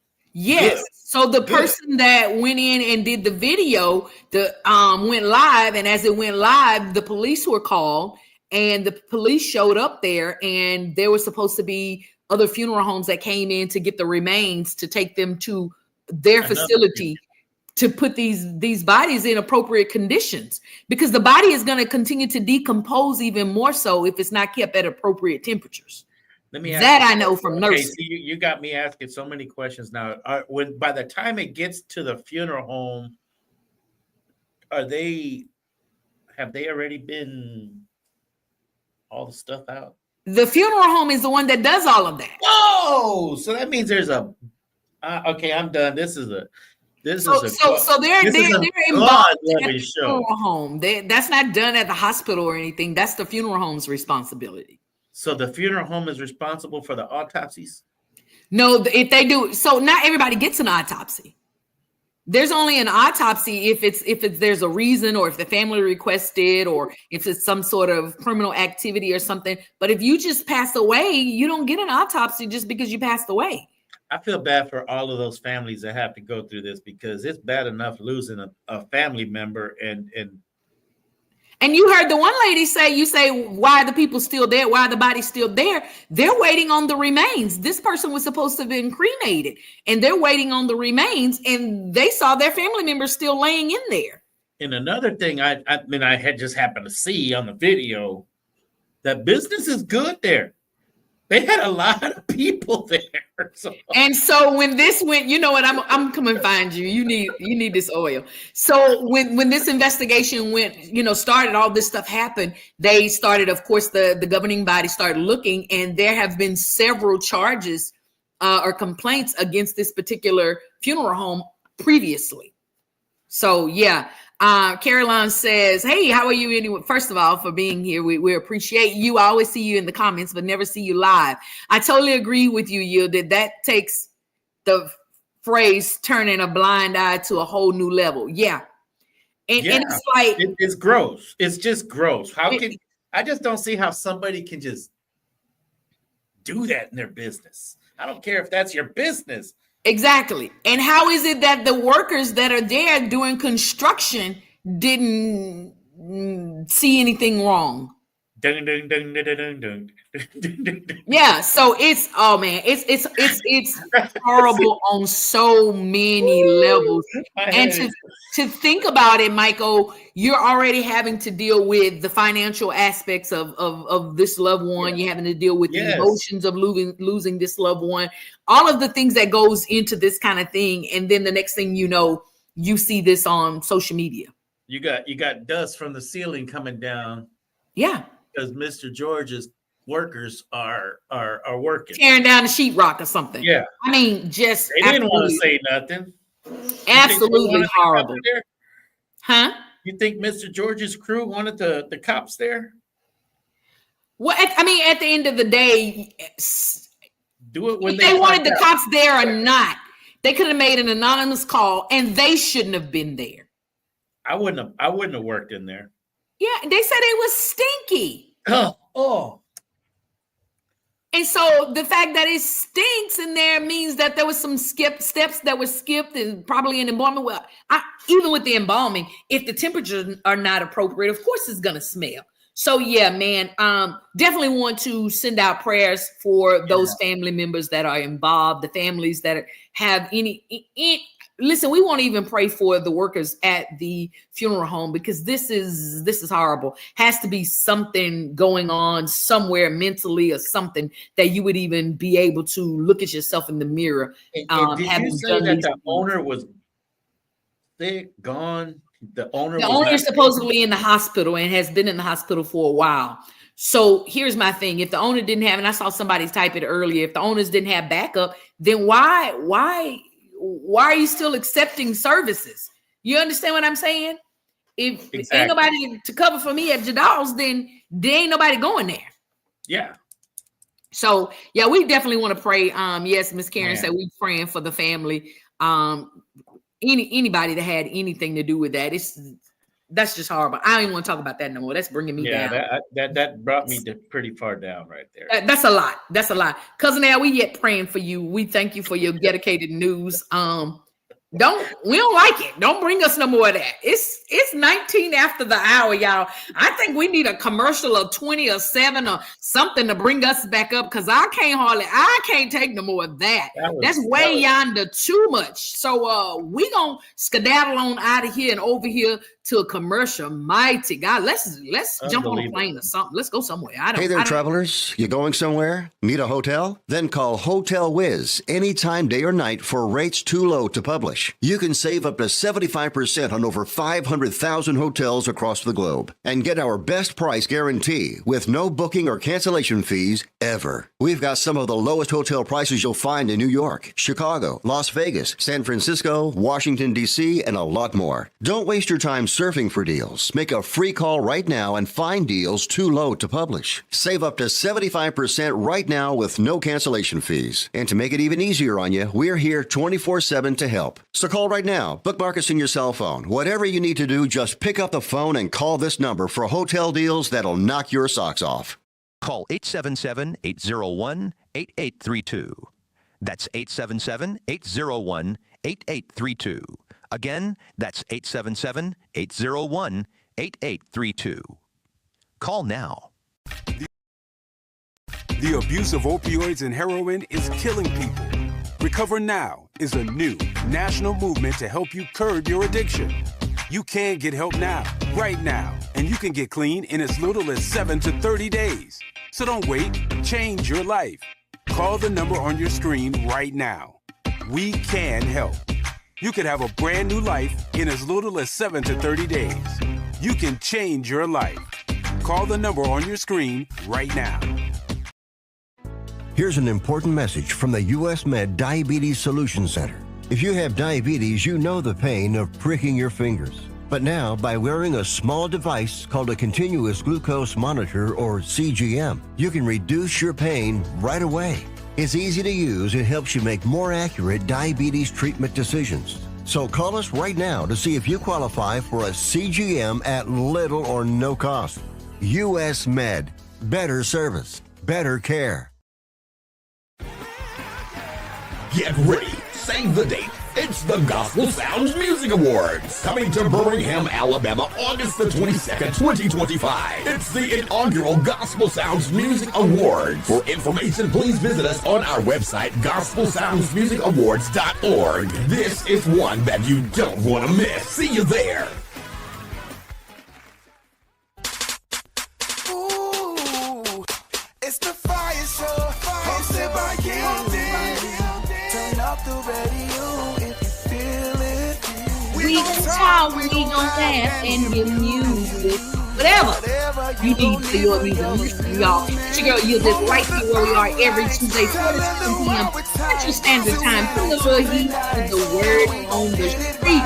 We talking about a little this, we talking about a little that. As always, we got the dedicated news for you.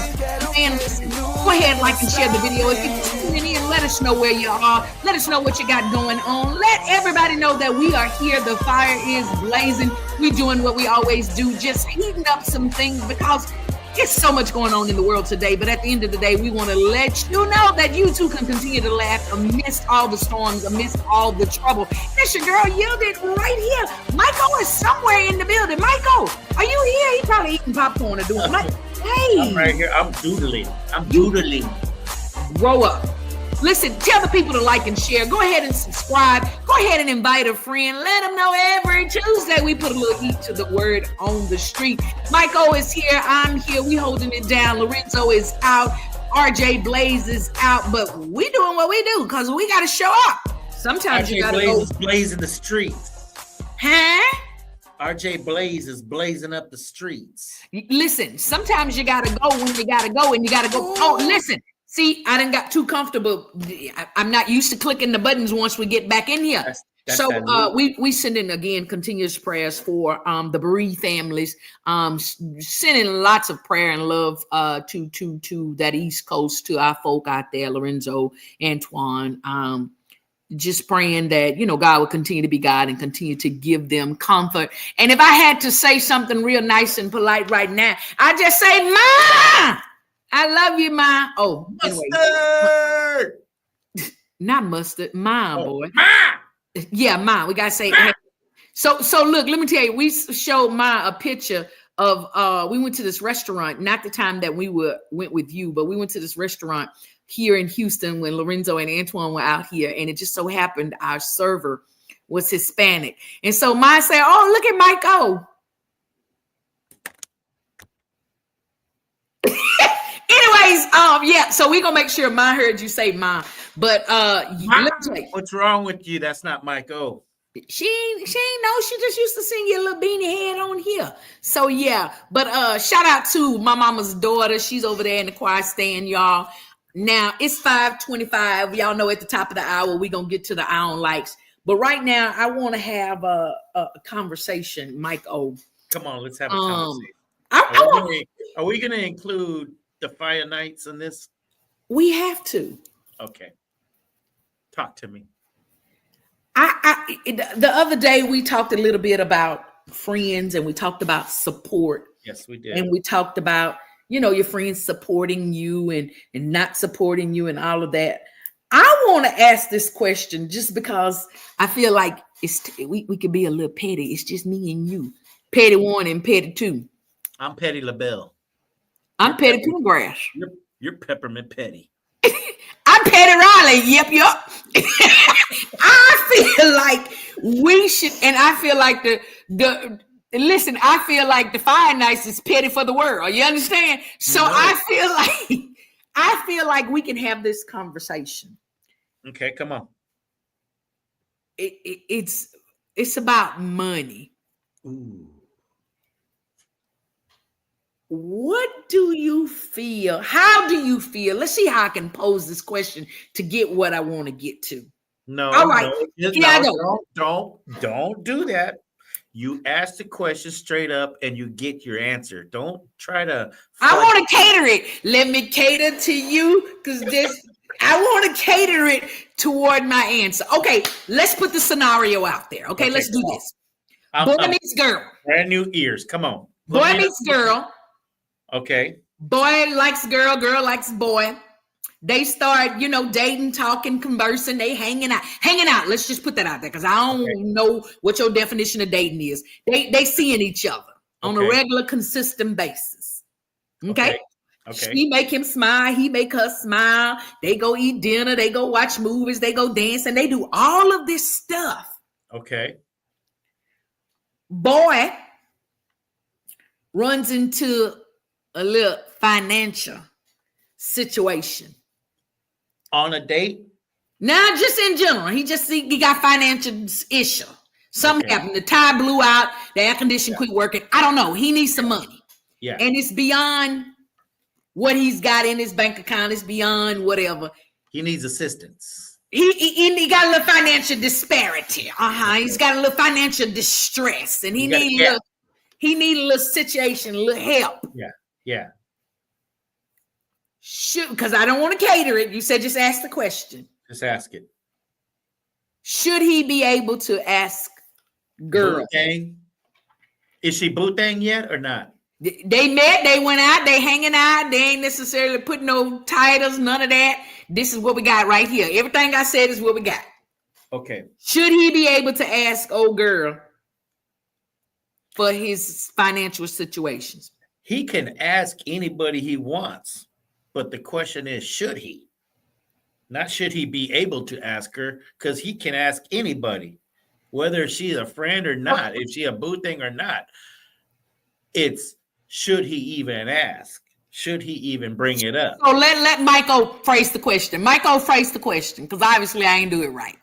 Okay, I'm gonna put myself in a situation. I'm hanging out with somebody and I run into some financial difficulties. Do I know her situation? All you got is what we just gave. Okay, well then no, I'm not gonna ask her for nothing. Okay, all right. Friday nights, I need y'all to chime in. If there was a phone number I would want y'all to call, it would be right now. I want to hear from you. Boy meets girl, girl meets boy. They like each other. They hanging out. They dating. They're running. Going to events together. They having dinner together. They doing all of that. Boy runs into a financial situation. How much is this financial? It don't never mind. Okay, because it's the principle that matters. Smoking. The other half should be aware of your situation, whether or not you bring it up, because that's how much you guys communicate. So should you're adding too many variables when the principle is the principle? No. Should he ask girl for this financial situation? I need y'all to start typing. I don't see anybody responding to this. I need to know, should he ask her for money? No. Michael says no. What says ye, Five Nights? What says you? I want to talk to the Five Nights first. I want to talk to you. I don't want to talk to you. Straight up. No. Why? Okay, straight up, since the Five Nights is typing slow, everybody got on their Janice Harris fingers and they typing slow. I need y'all to start typing. Now, let me just reiterate because I saw the numbers jump up right quick. Okay, boy meets girl, girl meets boy, boy likes girl, girl like boy. They've been hanging out. They go to dinner every now and then. They go to the dance and lounge. They watch a movie. They do all of these things. Boy runs into a financial situation. And I want to know if boy is in a financial crunch, depression, oppression, subjection, distression, he got some money problems. Should he ask her? Now, look, I done got my fingerprint now. Should he ask her for some money? Cousin Al wants to know how long they've been dating. Yeah, that's a good question too. And see, the thing is, she should know. He or she, whatever needs the money, the other party should know already. Should have some kind of inkling, because either the dating situation, the going out went down. He woke up this morning, the roof fell in, or the tire blew out, or whatever the situation is. Okay, well, if that's the case, the other person should be like, oh man, looks like you need some help. Are you okay? Do you need my help? That should be offered at that point.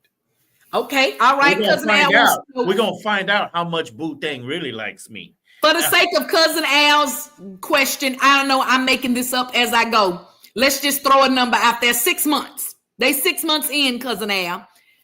Felicia said she would take care of it. Felicia, you can't take care of it because he ain't asked you yet. The question is, should he ask? No. Karen says no and no, especially if there's no commitment. He can walk out at any time. Yes. Okay, all right. Yeah. Cousin Al, I need to know. For the sake of Cousin Al, you said how long? I said 6 months. Let's just say 3 months. Let's say 9 months. No. What difference does it make? Answer the question. Blech. How about that, Cousin Al? What does the time difference make? I want to know. Something like that. I would go to my friends before I went to my. You would go to thing. Okay, all right. I like that. No, I trust my friends more than I trust my little quote unquote boo thing right there. Felicia, you didn't put the cart before the horse. We still on the horse. Should he trot over and ask her? Let me say, bruh, what? So what did you say? Did you say yes or no? Did you help him? Huh? Huh? You said she said no. What'd you say? I said, did you help him or not? We didn't get there yet. Should he ask me is still the question. Should he ask me is the question. Okay? I like, no, he should not. No, he should not. Okay. No, we got a bunch of no's over here. Everybody's saying no. Everybody's saying no. Everybody's saying no. I think even Cousin Al's conjuring up a no. Okay. So let's do this. Let's spin the table around. Okay. Boy meets girl. Girl meets boy. Okay. They doing all the same things. Mm-hmm. Girl's roof fall in, tie goes flat. Woohoo! Now she need the money. Should she ask him? So sounds like she need a place to stay, and 9 months. Let's see what cousin Al said. 9 months, you can have a whole baby. So she should be comfortable with asking, but not get mad if she says no. Okay. All right. So Karen says no. I think Karen is saying no, that the female shouldn't ask either. I don't think see, a person like me, if I see my boo thing in distress, yes, she should, says Felicia. I'm gonna help her. I don't need my boo thing to ask me for help. Hold that, Michael. I like that. I'm coming right back there. Karen says, what's not good for the goose is not good for the gander. So if you can't ask, she can't ask. Okay. All right. Now, Michael, you said if you see your boo thing got a struggle, this lady you've been going out with, eating, watching movies, going dancing, y'all been hanging out. You see she got a situation, you gonna help her. I'm gonna help her. Okay. She's not gonna have to ask, and I'm gonna tell her, look, I'm gonna help you out because of who you are, and you do. I am gonna put some guidelines to it. Yeah, you will have to pay me back, but not right away. I'm not gonna charge her points or nothing like that. You said start her points. What'd you say? I ain't gonna charge her some points. I'm not gonna say, hey, give me 5% or give me 10%. Oh, okay. I didn't know what that meant.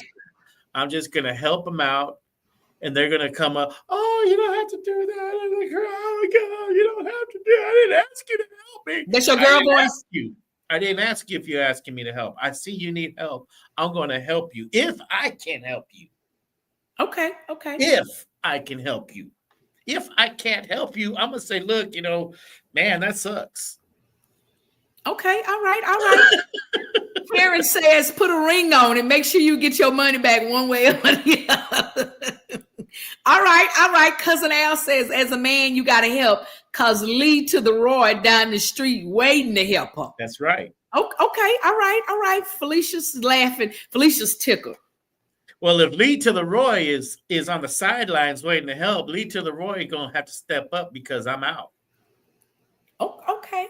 I think what he's saying is what one man won't do, another one will. I don't know that Lee to the Roy, exists. Not like she could be hanging out with you, him, and them. You understand? Ooh, that we got a problem. But there's been no official anything. Y'all just hanging out. That means she ain't got time to be messing around with Lee to the Roy then. If she hanging out with me, because I'm kind of clingy. Okay, all right. So ladies, make sure there ain't gonna be no other Lee to the Roy. So ladies, listen, if y'all in the dating scene and you happen to run across this smooth, suave, debonair man here who gonna help you out if you get in distress, understand that when you're hanging out with him, you exclusively hanging out. Yeah. You can't move in with nobody else. You can't go get no Cheddar Bay biscuits with nobody else. No ring. Yeah. But you ain't got no ring when you going to watch the movie either. So why I can't watch a movie with somebody else? But that's why I said I'm gonna put my my disclaimers. Okay, y'all heard that. He says if he take you to eat some popcorn chicken, then don't be eating no more popcorn chicken with nobody else. He's popcorn chicken exclusive. Okay. Yeah. Karen said there shouldn't be any other man in the picture. Bam. Thank you, Karen. Miss Karen.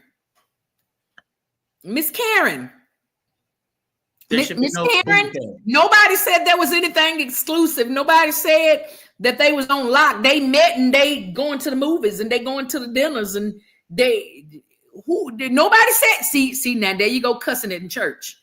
Where's the commitment? Nobody said anything about a commitment. They could have just been 3-4 weeks in, 6 months in. It ain't time for a commitment. Gotta go. 3 weeks in, I don't know. Yeah, I mean, it could have been the question was just posed. If they was hanging out, she said that's okay. So here, and let me just tell y'all something. Can I tell personal business, Miss Karen? I can't wait to hear what the root cause of this whole discussion is and what really happened. Oh. So you think it's something for real? You don't think this big old head of mine just conjure up something because our guest counselor today and we needed a topic to talk about? No. Have you met me? Do you know the squirrels that run around in this here head of mine? Yes. This could have ran back in 2001 and Retch and grabbed this here situation. But my answer to question number 1, which was boy meets girl, they go out, they do whatever. Dude has emergency distress, financial distress. Should he ask her? Yes. I feel like I want to say unequivocally. Then I don't think I pronounced it right. Okay. But my definite, for sure, for certain answer, I would have to answer in the late great voice of Bishop Bullwinkle. Hell to the now, to the now. Okay. Let's go to scenario 2 then. Should she ask him? And how? So, my response to that question is 2-part. Should she ask him? First, she has to do I pretty think baby. she could. That's my answer. But my second part answer, if she was me, no. No. So that you know, so you answered no. I answered no for me, but she could potentially. Cause see, I'm not your typical everyday regular. No, you're not. Yeah, I'm not that typical chick. So, but the reason that I say he should not ask her is because I think it sets the relationship up for failure down the road. Why? For a couple different reasons. Because not that it takes away from his masculinity or his manhood because he falls on hard times. But I feel that as a man, you're going to want to stick your chest out and lead down the road in this relationship. And you're going to expect her to be able to receive your leadership at that point in time. Second point in place is that, boo, sir, mister, if you're not in a predicament to be able to get you out of a mess, how you gonna get we out of a mess? Whoa. Whoa. You had just said that this was an unexpected thing. Yeah. It's unexpected. So hold on, pause right there, because we got new people in the foyer. Boss lady, shout out to you. Listen, here we go.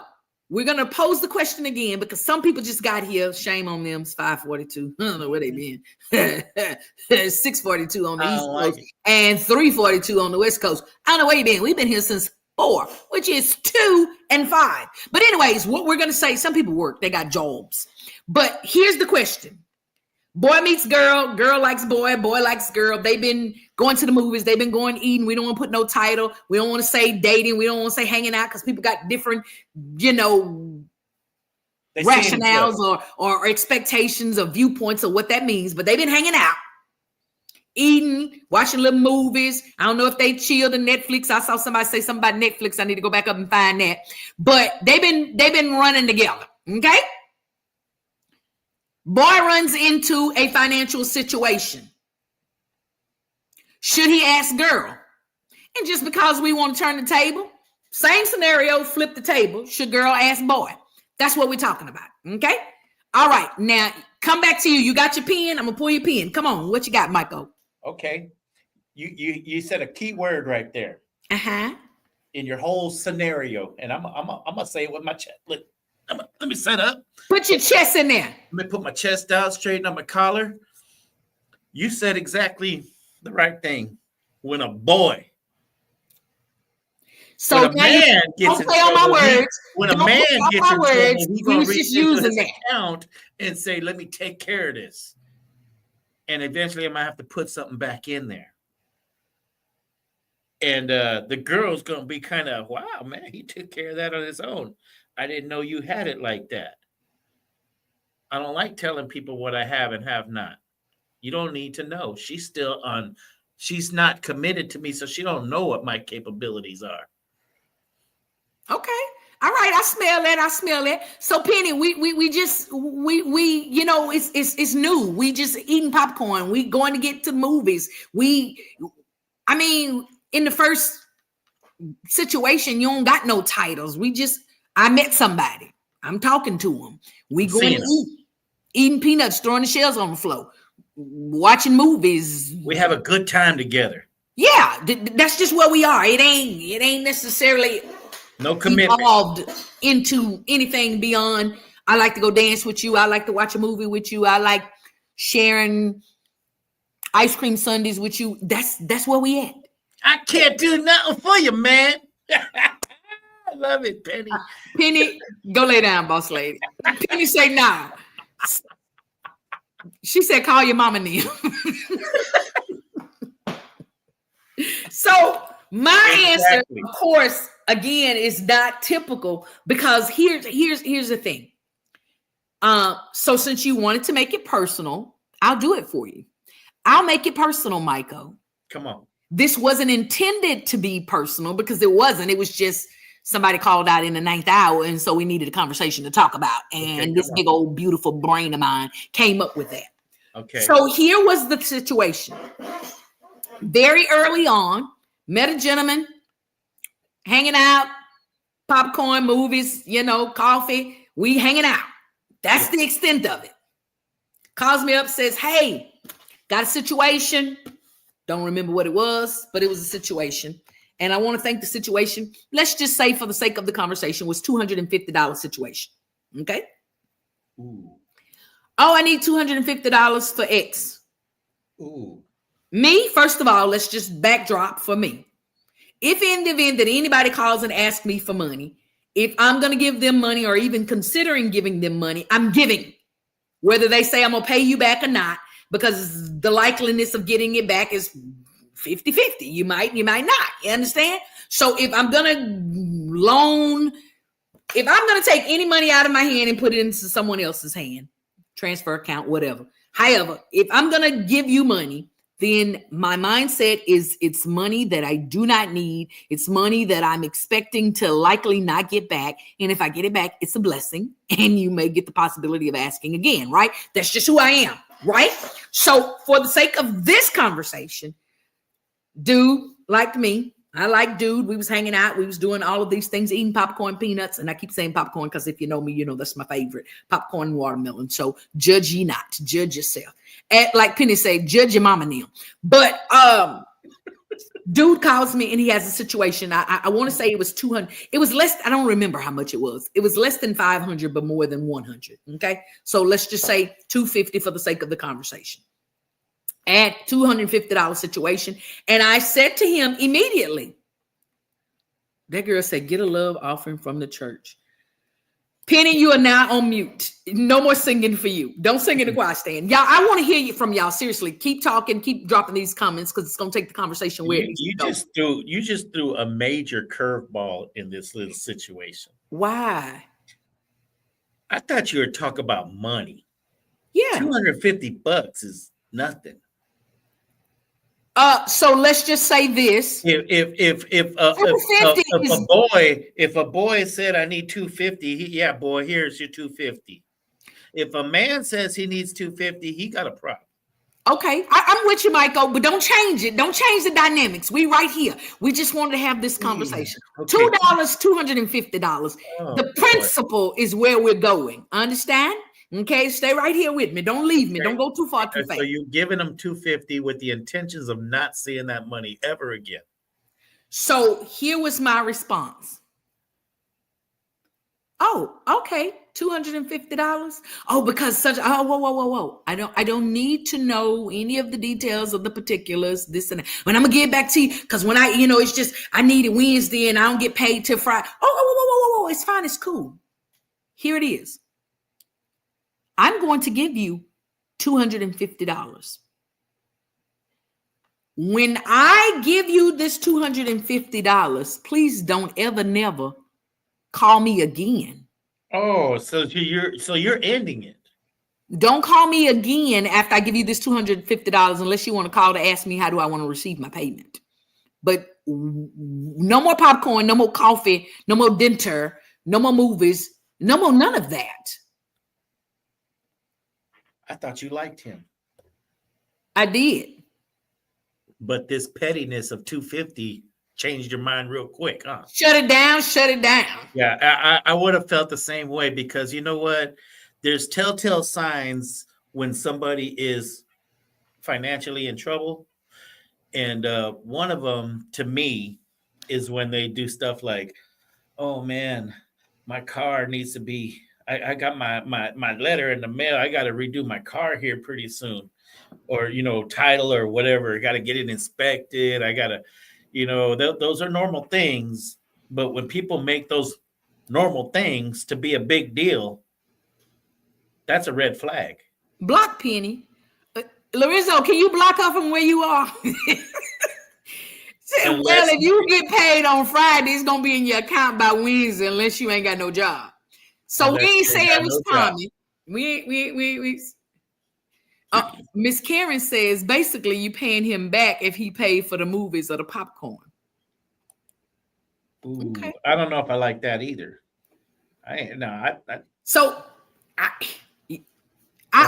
I personally feel, and I'm gonna stick to my guns on this. If he likes her, she likes him, they're hanging out, he's unable to bail him out of a $250 situation, he's going to be unable to bail them out of a $250. Yeah, definitely. So for me personally, at that point in time, game over. 250 is a big deal. I'm sorry. Game over. Because here's my mindset and my thought behind it, and it was kind of where I was going with me personally, because somewhere down the road, you're going to want to scoot up to the camera like Mike O did and put your chest out. Yeah. And I'm going to take that $250 pen and poke a hole in your chest and blow the wind out you. Because, boom!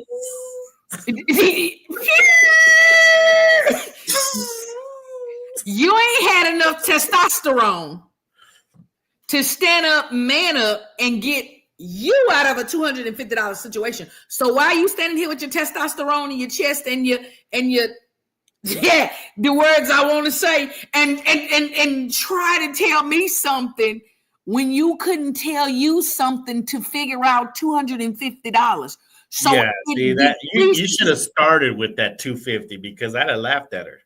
Yeah, it decreases the amount of, I ain't gonna say respect that I have for you, but it puts you in a place that I really can't look at you all masculine and fun like you're really standing there looking. Because now you're looking like Pepe Le Pew. No, Pepe Le Pew looking good compared to that. You hear that? You're looking like the one that Pepe chasing. Pepe was chasing a little girl. Moo moo moo moo moo my you. Kiss, going on, though. Pepe Le Pew said, kiss, kiss. Miss Karen says he already showing her he can't take care of her before they even start. I'm with you. Bam. That's it right there. So and you know what? I'm going to agree 100% with you. If I'm with somebody and they come up to me and say 250 is a big deal, I'm broke, I need 250. That might be enough for me to say bye. I don't know if it's going to cost 250 to end that. Oh, I don't know. You're a better person than I am because I don't know. I'm with Penny. Go. You better go talk to your mama or somebody like that for 250. And I think it's the God. It's the who in me. It's the God in me. God in me. That would allow me to help you, because the one thing that I pride myself on in being this yielded vessel that the Lord has called me to be in a day and time such as this is I pride myself on being for somebody what I would hope somebody would be for me. Right. And then, given to the situation, I might be like, sorry, we got a bad connection. Don't ever try to call back. Bye. But in this particular instance, I was, we was friends enough that I was concerned for the individual and wanted to give him the whatever he needed the money for. But I ain't want to talk to you no more. I don't know. No, 250. No, I ain't want to talk to you no more. That's a deal breaker right there. 250. You showing me a lot about you. So here's the thing. If it went over 500 and you asked me, now we got a whole nother discussion. Well, you had said that the roof caved in. I'm gonna help somebody like that. Yeah. But I mean, okay, the roof caved in, but if you need, hey, bro, let me get $250 from you real quick. Yeah, the roof caved in and they was $250 short, or the roof caved in and the deductible was $250. $250 is $250. They needed $250. No. Yeah. No. All right, y'all. It's 5:54. That's 6 minutes before the top of the hour. Y'all know what happens at the top of the hour. It's the eye on likes. So go ahead and start getting your eye on likes ready. We're going to run out of here and pay some bills before I get a nasty, dirty word text that tells me you ain't paying no bills. How we going to stay on air? You need to pay the bill. And you know what I'm going to do? I'm going to jump on a plane and go to Greece because I don't want to hear it. We'll be right back. Don't go nowhere. Greece is cheap. But the airfare costs a fortune. Paris? Not much closer, and again, airfare... What about Puerto Vallarta? Let's face it, flying anywhere is just too expensive. Wait, what's this? Low-cost airlines. With one call to low-cost airlines, you'll drastically slash your travel costs. We're talking insanely low airline prices to any of your favorite destinations. Where would you like to go? London, Rome, Costa Rica, Australia? Wow, that's cheap. So why wait? Call now to learn how crazy cheap it is to fly anywhere in the U.S. or international. Our prices are so low, we can't publish them. The only way to get them is to call to instantly hear the most amazing best deals on airline travel. It's that easy. So call now and start packing. Call 855-325-1768. That's 855-3... If you're living with diabetes and using insulin, you know the pain of pricking your fingers over and over again. By wearing a small device called a continuous glucose monitor, or CGM, you can reduce the pain of pricking your fingers right away. If you use insulin daily, you might be eligible to get your own continuous glucose monitor. So call the US Med Diabetic Health Hotline today and learn about the latest CGM technology. Not only can a CGM immediately reduce pain, it's accurate, easy to use, and helps you make better diabetes treatment decisions. And if you have Medicare or private insurance, you can see if you qualify for a CGM at little or no out-of-pocket cost. We'll also provide free shipping of your new CGM, and we'll bill your insurance company for you. If you use insulin daily, you might be eligible to get your own continuous glucose monitor. So call the US Med Diabetic Health Hotline to see if you qualify for a CGM at little to no out-of-pocket cost. What's up, family? It's your boy, Cousin Al, reminding you to keep it locked right here on the FIYAH Show. I'm coming with your dedicated news, the top 3 news stories of the week, the news you can use. It may come from CNN or the crackhead down the street, but I guarantee you don't want to miss this. Keep your eyes open and your ears clean. You know what I mean? Today we're comparing blue pills, the name brand, with our generic little blue pill. Okay, so what's the difference? The name brand pills have the brand name from a large pharmaceutical company engraved on each pill. What does that do? It makes them cost a lot more. Both pills have the same active ingredient, which allows you to be, well, more active. Don't pay more for the name, pay less for the pill. Get our generic blue pill for as little as $2 each. Call right now for yours.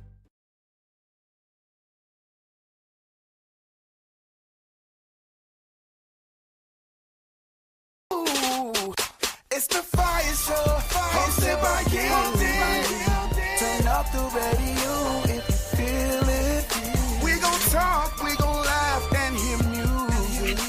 Whatever you gon' need for your amusement. Home of the likes, telling the world tune in tonight. We gon' get it right. I play some topics.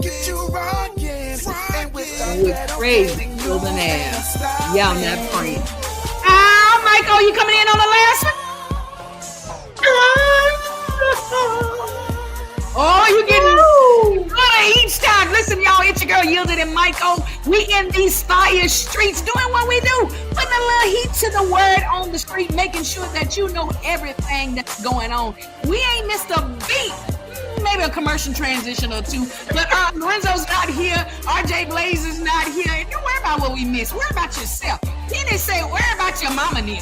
Don't worry about what we got going on. Just know that we're here every Tuesday, 4 to 7 p.m. Central Standard Time, bringing you the news you can use, bringing you some topics you can discuss, and definitely giving you some laughs, giving you some giggles, giving you a little sprinkle and tinkle while you giggle. But listen, y'all, speaking of sprinkling and tinkling, we're going to tell y'all about these queens of clean comedy that's going to be taking Baton Rouge by surprise.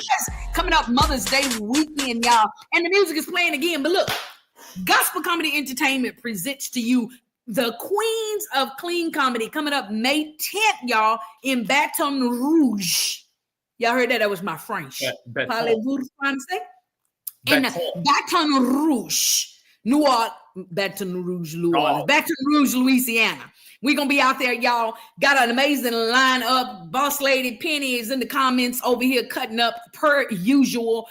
We got Tammy Mooney. We got Tanja D, the ton of fun. We got the mother of all giggles and goofiness. Mother Mitty is going to be out there. We got Kayla Love that's going to be bringing you. She's our music guest. She's going to be singing the heavens down. And it's all going to be hosted by your girl. Hey. We're going to be out there. Look, this past weekend, we were out in those Baton Rouge streets. We had the opportunity to be on WNTV. You start making me say letters or start spelling words. So we was on the news out there with Fox and them. How about that? We was out there on the news with Fox and them, and we was sharing the story of, just a little bit of insight about what we're going to be doing and what the people can expect. So if you've never been to a gospel comedy entertainment production, shame on you. I've been to them. I've been to all of them. Michael, you've been to a couple of them. Mike O was, listen, gospel comedy entertainment. No one told me I couldn't twerk. Huh? No one told me I couldn't twerk. So we was playing music, and I know Mike O likes to dance. And so I told the people to turn the lights up so I could see the people dancing. And I spotted Mike O out there dancing. I said, go ahead, Mike O, get you. He said, you want me? Me? What, me? Mike O immediately turned around and gave it all he got. He was throwing it in the circle. I'm giving the people what they wanted. Oh, I got lightheaded just now thinking about it. I was giving the people what they asked for. That's what they asked for? You know it.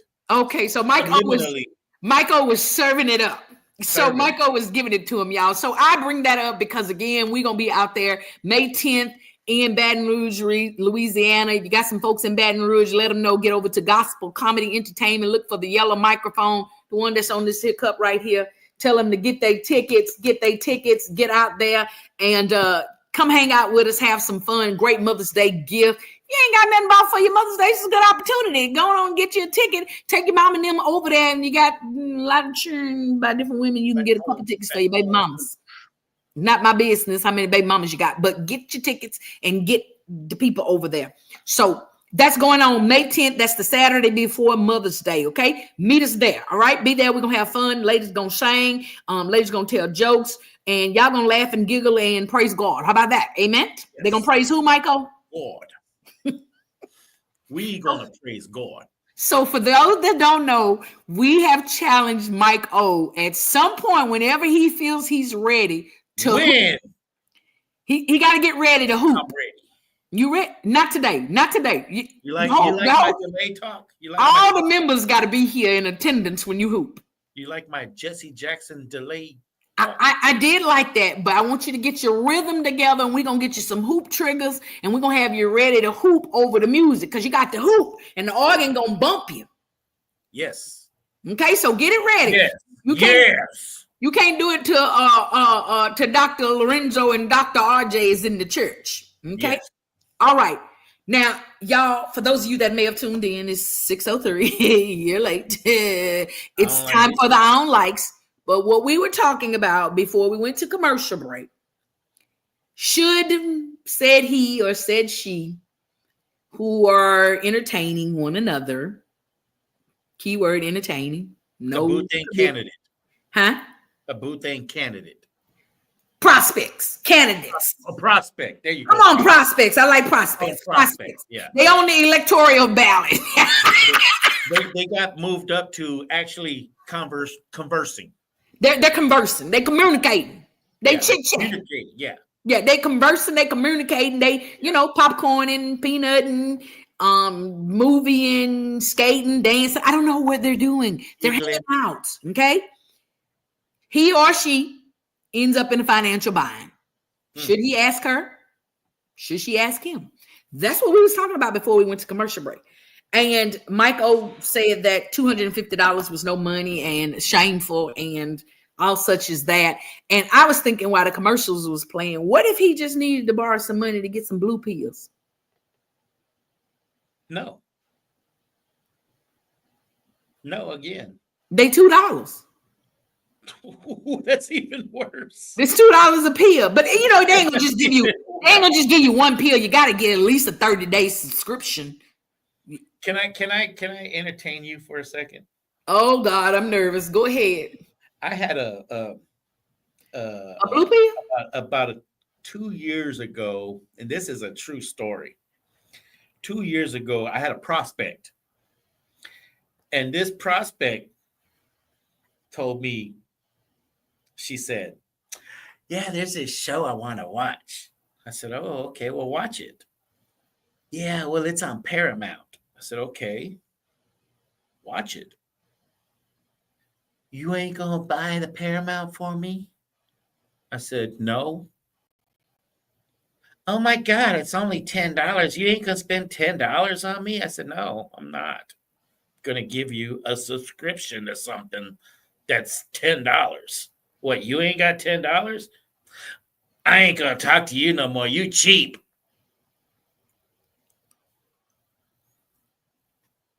Well, Michael, that's a little contradictory. You said earlier that if it was your But no, I didn't contradict me, because remember when I said when somebody starts talking about little things and blowing them up to be a big thing, that's a red flag. Oh, okay. So when what do we call him? Prospect. When the prospect Boo thing told me I'm cheap for not giving her a subscription to something which I'm going to have to dedicate myself and commit to for at least a year. So she ain't say do it for the whole year. She was expecting a whole year. I thought it was just she wanted that subscription, and I was cheap for not doing it. Oh, I thought it was a one-time $10. No. Okay. No. Okay. I'm not. No, I look here, Carrie. I didn't like it. I don't like it.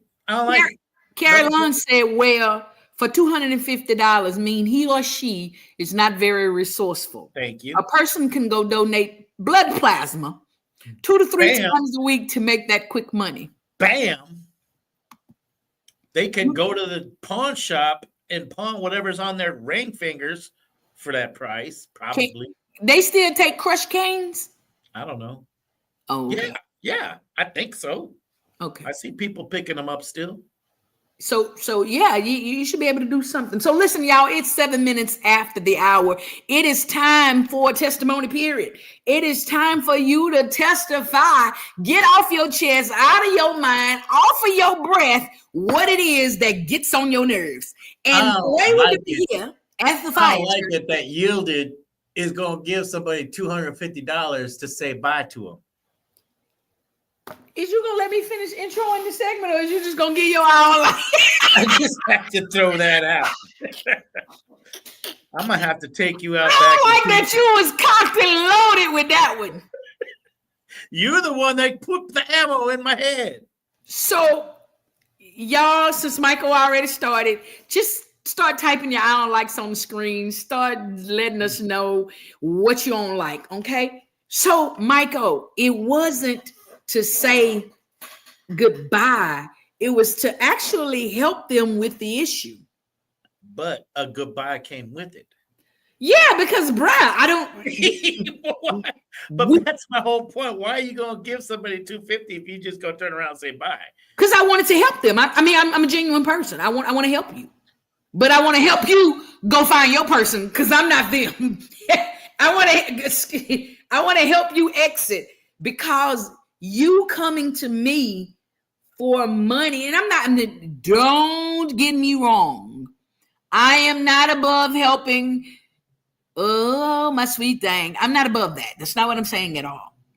What I am saying is, if you come to me and ask me, that puts you in a different light in my eyes.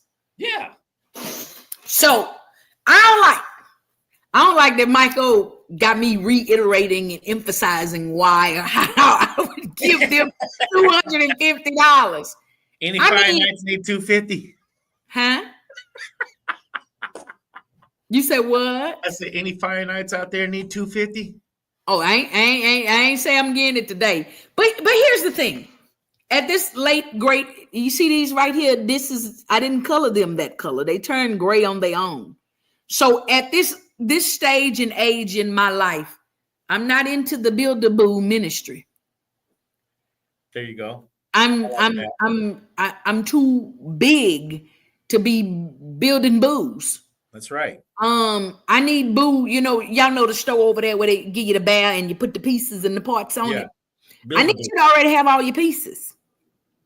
And I need partially complete. You gotta be partially complete. Mostly complete. No? I need you to have all your ALL, the stain lifter. I need you to have all your pieces. Because who sang the song? We ain't getting no younger. Oh. My mama daughter talking about she need $250. Girl, bye. You can hear me on my cell phone. You gonna help her? My sister, of course I am. My mama daughter, of course I am. If I got it, she got it. You understand what I'm saying? But if I ain't got it, we ain't got it. And right now, we ain't got it, sis. I'm gonna need you to call. Penny said, get a love offering from the church. Call the church. Call Pastor Hicks. Pastor Hicks, my sister need to hold something. But I need, at this late great age, I need him to have it together. I'm not saying hard times are not gonna come. I'm not saying that situations won't arise, but I need you to have a plan for the rainy day. Yeah. It's called a rainy day fund. Yeah, and it don't need to be in the rain because they say it don't rain in Southern California, so I don't need it to be rained out. I need you to have a plan, sir. So here's let me ask you a question. How do you go about finding that plan out? Finding his plan? If he even has a plan, how do you go about finding that out? Oh, so see the way my mind is set up. Remember I told you them squirrels is in there? Mm-hmm. Somewhere amidst that popcorn, peanuts, and shrimp salad, conversations is going to arise. But what I'm never going to do is say, hey, what's your plan B? Because when you ask questions, you get answers. Yes. So it's going to be conversation that is going to lead to me understanding who you are, understanding what your end goal is, understanding how your gears turn. That's why my finger's doing like this, because I need to know how you operate. At what point, when do you have that conversation? Because the first 50 or so conversations are about cute things like, oh, look at you doing that cute. Oh, that's cute. Let me zoom in one more time. You see them right there? Them gray hairs? That's great. At this point in my life, cute don't pay no mortgage. You can be cute as you want. And if I could go in my Martha King voice, which I won't because we'll probably get put off Anointed Radio Network, but my mama would say something along the lines of A and F don't suffice. For those of you that know my mama or got a mama like my mama, you know what A and F is. That's not sufficient for thee. Okay. Yeah, so your cuteness ain't got nothing to do with my mortgage, my car note, my plans, my future. You can be as cute as you want.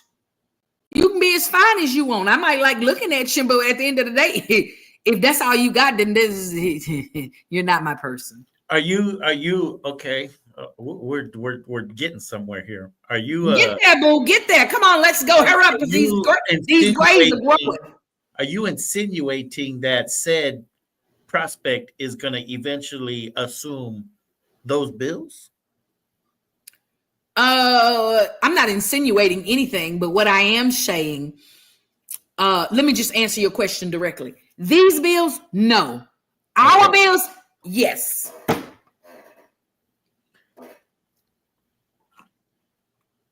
Sip your tea, floss your teeth, boo, because here's the whole shebang to this thing. INDEPE. You heard the song. So I'm already assuming all of the responsibilities for me. Right. Right? Right. I ain't looking for no man to take care of me or to pay my bills, because I already do that. And that's what I was getting ready to get to when my mama daughter had said build the boo ministry. Build the boo, build the bay. I like build the bay. I'm not into building bay. You understand? So here we go. The part of that particular company or store that you go to for the build the bear, I want to be at the end of the assembly line. They already got their arms, they already got their legs. They even let you put a little heart in there. You can put a little fragrance in there. You get to put an extra little stuffing in there. But when you get to the end and you got all of the appendages and phalanges and all of this stuff, you get to put different outfits. Yeah. I call that accessorizing the necessities. So in this late in stage of my life, I ain't looking for no man to give me no arm, no leg, no heart. I'm in the accessorizing stage of life. You understand? So the necessities have already been met and going to be met with, if I had to turn on my hooping voice, with or without. So I don't need you to sustain the lifestyle that I have, but you're going to definitely accessorize what I got. You understand? So when we come together, because here's the thing I think you missed, or maybe you didn't ask and I didn't say. Okay. You said, do I expect him to assume these bills? No, because these bills in this place are my blood, my sweat, and my tears. You don't get to come in here and set your fat on my chair. You are going to establish new for us. I'm going to bring my own chair. No. Where you going to bring it? Because you can't sit at this table. That's my blood, my sweat, my tears. You don't get to come up here and park your 12, 13s, 14. Ooh, you sounded like we got a control problem here. No. Well, what if prospect number one says the same thing? Look, hold on, I don't need all of your stuff. If we're gonna get together, I don't need your stuff. That's where I'm at. We're saying the same thing. So ultimately, when you come together, there has to be some compromise as whose stuff is going where. No. That's your situation. In my situation, let me sing a song for you. New, everything new. Because this is mine, that's yours. If we're coming together, this is new. So we have to establish together. So you got your house, I got my house. Whatever you do with your house is your business. Whatever I do with my house is my business. But if we're getting together, then we're going to establish together. We're going to buy a new house. Whose name's going on that deed? Ours. Both our names. Ours is yours and mine. Because we are one. I can tell you a whole story with songs, so don't play with me. Because first of all, I need to make this very clear. I don't like how you're coming for me right now. First of all, I'm going to say that. But first of all, if we are going to be together, we ain't know whose name because we have the same name. Ooh, I like it. I like it. See, Yeah. I like the way you're thinking because because we ain't doing no shacking. If we gonna establish something together, it's gonna be ours, and we're gonna be one. So that means we gonna be went down somebody's aisle, or we gonna be stood in front of somebody's preacher, and we're gonna say, "I do." But before you say "I do," that prospect's got to go through a lot, right? Oh yeah, we jumped. We jumped. Oh yeah, yeah. See, I'm the same way. I love you to death, Yielded, because you know what? You verify everything that goes on in this head too. Because I know I ain't wrong when it comes to stuff like that. I am not going to commit to nobody but God right now. Oh, you better commit to him. So that's the thing. When you make commitments, it has to be a discussed, planned out, thought situation. Yes. Meaning that you need to understand that 123 Sesame Street is not our address. That's where me and Big Bird live. You're not gonna live here. Yeah, you need to understand that. We are gonna live. 321 Pillar Street is your address. We're not gonna live there. No. We gotta establish. We gotta communicate. Buy a new place. Yes, because that becomes ours. Yeah. So we don't have to have what you were insinuating or going down the path of earlier. Control. It's my table. It's my couch. It's my bed. We don't have to have that if we bought it together. It's ours. So can't nobody say nothing about nothing. I was watching a show the other day, was saying something about this couple, and they got into a beef, and she put him out, and the stepdaddy wouldn't let him live in the house with him and the mama and the stepdaddy. Mm-hmm.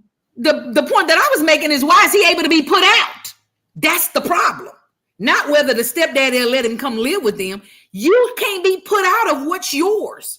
Why was he ever living with her in the first place? So that's the thing for me. Foundation, premise. You want to avoid those kind of. Yeah, I like foundation. Yeah. If it don't start right, it ain't gonna end right. That's right. If the foundation ain't firm, the whole house gonna crumble. I wish I had something. Don't build on a shaky foundation either. You hear me? And look here, I want to do it like the real good old timers would say. I want to build it from the ground up. I don't know how else you're gonna build it, but I want to build it from the ground. Okay. You know, we could talk about this all week long. But we're not. But we're not. But it's 6:21. We got to get some own likes in here. But go ahead. I'm liking this. I'm liking this. Go ahead. I am liking this too. But man, you got my head going. Let's go with some I don't likes, because you gonna get me going, and we ain't gonna stop. Go ahead. What? No, man. Look here, my mama daughter say, what she say? I got my own house, my own car, 2 jobs. If you ain't on, sit down. Hey, sit down. That's right. Don't come over here. So see, that's gonna bring me to, she said right here, get an understanding. If you can't get an understanding, you can't have a misunderstanding. All right, if you got an understanding, there's no I think I'm gonna put that on my shirt. If you got an understanding, there ain't gonna be no misunderstanding. How's the saying go? If you're prepared, you're always ready. You ain't got, hey, stay ready so you ain't got to get ready is the way I say it. And if I had to say it in my Auntie Barbara's voice, she said proper preparation prevents poor performance. Hey, come on. That feel good to somebody that knows about preparing. Proper preparation prevents poor performance. That's what I'm going to say. And I'm going to say, ain't Bob, let me see if you on here. I can tell. She on here. That's it. Ain't Bob. I see you now. I know where you at. I know how to look for you, girl. Proper preparation prevents poor performance. But I'm going to go back up here to this one, because that's going to take me to my first I don't like. I got my own house. I got my own car and 2 jobs. And if you ain't there, then go sit down. I don't like when men, I'm going to make a good analogy reference here, because I like to go to the gun range every now and then to blow off a little steam and make sure that I'm on, spot on, right? I don't like when men shoot out of their range. You missing it? I don't like that if you at your mama house sleeping on the couch and I got my own house, my own car, my 2 jobs, you trying to shoot at me. You're at your mother's house, boo. You leave my mama out of this. I ain't talking about you or your mama. I'm saying you're not in the league to date me. So I don't like when you shoot your shot at me. Because I do something that you don't. And so somewhere down the line, it's going to cause a problem. Because right now, I manage a full household financially, and you don't. You stay at your mama's house. Yeah. And so somewhere in there, there's going to be a misunderstanding because we didn't get an understanding. Oh, sister, you said something when you gave me that one. We didn't get an understanding in the beginning. Yeah. Yeah. So I like when men date out of their league, and then now you want to say, oh, you think you better than me. You're the one asking for $250. You think I'm better than you, or I think I'm better than you, or you know I'm better than you. I'm not better than you. I just got my stuff together better than yours. How about that? Okay. All right. My mama daughter got it. I don't like that y'all making me think about the decisions I have made. Come on here. So welcome to the Fire Show hosted by Yielded, while we put a little heat to the word on the street. The word on the street is that you should think about the decisions before you make them. Amen. Praise God. All right. Now listen. That means, Michael. Yes. Look at me. I'm looking. Look this way. Look this way. We doing our job, Michael. No, the other way, clown. Yeah, right here. Just look this way. Look at me. I'm looking at you. You look at me. We doing our job, Michael. How about that? Michael, you still looking. Lorenzo, where are you? Because Michael head. If I look this way, I'm looking at you. I mean on the screen, ding dong. If we look on the screen, turn this way. Turn this way. Turn this the other way. The other way. The other way. On the screen, it looks like we're looking at each other. Okay? Are you with me? You seeing it now? But you're on my left side on the screen. Mighty, but on the screen, our faces are this way to each other. Okay, you know what? Bye. I don't like that Michael is technically visually. I'm gonna take a picture of this so you can see what I'm talking about. Because when you look at me right now, look at me. You're looking that way. Away, but on the screen, it looks like our faces are facing each other. Right now, we're facing head on, right? But if you turn to the side, your nose is pointing this way and my nose is pointing this way, and we're looking at each other. Okay. On your screen. On my screen, if I look this way, I'm looking at you. And then I look back at you, which is the way I was telling you to look. But you look the other way. Turn the other way. Turn the other way. I don't want to turn the other way. Turn the other way. You're looking at the back of my head. And now you're looking at me. Lie. Now our nose. Don't worry about it. Just forget it. Don't even worry about it. LaBelle. The point that I was trying to make is that we were doing our job. Yolanda, my mama's daughter, is considering her life decisions. Okay. So we're doing what we're supposed to do. We're spot on. Okay. I don't like that I can't draw. I don't like that. I can't see what you're trying to put on the screen. It's white. It's not going to show. Oh, yeah. Y'all can't see that. I can't draw. Oh, you remember the day that the guy that has the big white beard tried to wear a white shirt and he was blending all as one? That's what you just did. You blended. He was necklace. Everything was just running all together. So, yeah. Is that what it looked like when I had my beard on? My sister just said, there goes Mr. So I think we just conjured him up. Ooh. Be quiet. Freeze. Make like the screen is froze. All right. We'll be right back, y'all. It's time for a commercial break. Mighty God, when we come back, we want y'all to type your I don't likes on the screen. We want to make sure that you have an opportunity to get some stuff off of your chest. And for those of you that are in search of a boo thing that can get $200, look, you can go $250. You can go a little less because we got something that doesn't even cost $70. It's actually $2. So, hey, boy, sir, mister, go ahead, get you one. Today, we're comparing blue pills, the name brand, with our generic little blue pill.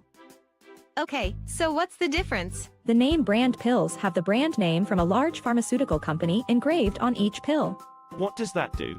It makes them cost a lot more. Both pills have the same active ingredient which allows you to be, well, more active. Don't pay more for the name, pay less for the pill. Get our generic blue pill for as little as $2 each. Call right now for yours. Here's an important message from the US Med Diabetes Solution Center. If you have diabetes, you know the pain of pricking your fingers. But now, by wearing a small device called a continuous glucose monitor, or CGM, you can reduce your pain right away. It's easy to use and helps you make more accurate diabetes treatment decisions. So call us right now to see if you qualify for a CGM at little or no cost. US Med. Better service. Better care. Listen, if we even think you owe us money, you won't know what hit you. We'll put liens on everything you own. Raid your bank accounts, retirement fund, pension. You'll open up your paycheck and cry because we'll already have the money. We'll haul you into federal court and you might even go to jail. Hey, it's our job. Don't fight the IRS alone. The Tax Doctor is here to help you negotiate your tax bill and reduce your stress. Our experts will fight for you using IRS guidelines to stop any IRS actions like bank levies or wage garnishments. Plus, eliminate penalties and interest and reduce your past tax bill so you pay the IRS less. Help is here to deal with the IRS to reduce your stress. If you owe $10,000 or more in back taxes, do not call the IRS alone. Call a tax doctor now for a tax emergency analysis. I'd have my mom call the number on the screen. You come see me alone. We'll work it out. Really, we will. Ooh, it's the Fire Show, hosted by Guilty. Turn up the radio if you feel it. We gon' talk, we gon' laugh and hear music. What's happening, y'all? Listen, it's your girl Yielded. We are here doing what we do. Really heed to the word on the street. Every Tuesday, bringing you a little bit of this, a little bit of that. Listen, shout out to Renzo, who is out today. Shout out to RJ Blaze, who is out today. Shout out to you, the listeners, the viewers, the supporters of the Fire Show. I'm gonna sing by myself. No, Michael, you get the third one. Here you go. Yep, that's it. We are here like we are every Tuesday, 4-7 Central Standard Time, making you laugh, making you giggle, and if your bladder is weak, making you tinkle all at the same time. But hey, look, we're doing what we do. How about you? Man, it's been an amazing conversation and discussion on today. Hal brought the news. We are yet praying for him. We're praying for Richardson Funeral Home and all of those families that are involved over there. But look, y'all, we got a question on the table. Should he ask her for some money? Should she ask him for some money? That's what we're talking about. But right now, it's time for the I don't like. So go ahead, type those on the screen. We'll continue the conversation while you are typing them. How about that? Renzo, when do I turn the music off? Right now? Oh, it's gone. So look. Turn it off. Mr.'s back. Mr. Looking. I know. So here's the thing. Mr. Here. I don't like that we on this here platform and we can't see when the peoples come in, because ain't a been a telling how many times he done popped in and popped out and popped in and popped out, trying to see what we doing, seeing if we playing commercials, seeing if we transitioning right, seeing why I never. So, Michael. What? I don't like that men date out they range and then get an attitude because they out they range. Do you feel with that statement, with that blanket statement that you just said? It's a big blanket too. Hold on. Do you feel that women do the same thing? Oh, of course. Who does it more? Men. Are you sure about that? I'm yes, because that's who be approaching me, never the women. So my scale is tilted to one side. I don't gauge it on the other side because I don't care who she trying to holler at. Because I like boys, boys, boys, boys, boys. Men's. Menses. I don't like woman's. I do. So I would hope to say that for you, the question would be, or the answer would be that women do it more than men. Because I'm not calculating. That's not a statistic I'm concerned with. But I don't like it. That I'm not concerned? I don't like that you gotta peel that onion. I'm gonna say onion. I don't like that you gotta peel that onion until you find out it's rotten. So the point of testimony period, aka I don't likes, is to say what I don't like, not what you don't like. I don't like that men date out their range. I don't like women that date out their range. Okay, so that's your I don't like. Say it with your chest. Say it loud. You ain't black, but you proud. You saw my chin get from. Oh yeah, don't do that. I don't like that. No, don't do that. Oh, okay. Yeah, I don't like that you be trying to make me say what you saying. Your I don't likes is your I don't likes. Here's one. I don't like when the saints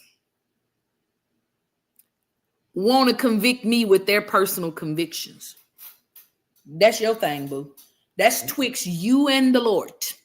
He convicted you about drinking or smoking or cussing and hair out or hair up or hair down. That's between you and your God. It ain't got nothing to do with me and my God.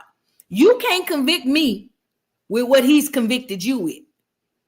That's personal. True statement. Yeah, I don't like that.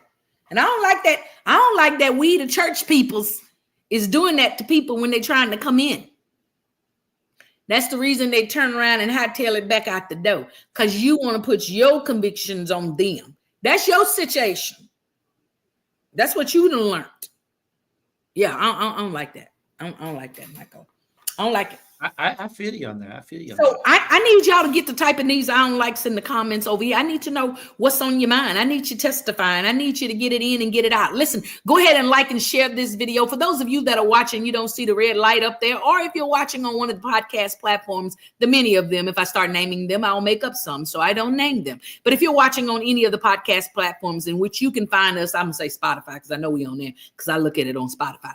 If you're seeing us over there and we're not live, go ahead and type the comments. We do come back and read those later. Share this link with somebody else. Let them know that we're here every Tuesday. Man, there's absolutely no telling what we're going to be talking about and who we're going to be talking to. But we're going to be here every Tuesday, all right? Lord said the same. We going to be here. What they say, God willing and the creek don't rise. Come hell or high water, we going to show up, okay? All right? You said that now you had a dip in your mouth. Yeah. Speaking of God willing and the creek don't rise, did y'all ever see Yielded on there? On what? God willing and the creek don't rise, part 2. Player of the year? No. There's an actual documentary, Spike Lee documentary, God willing and the creek don't rise. And I'm in there. Wait, what? Really? Yes. You messing with me. The Bible says to know those who labor amongst you. You should know that about me already. You were in a Spike Lee joint. I was in a Spike Lee documentary. These feet that I walk on every day were broadcast on the big screen on HBO. What? Yes. Vote now, everybody, for Yielded.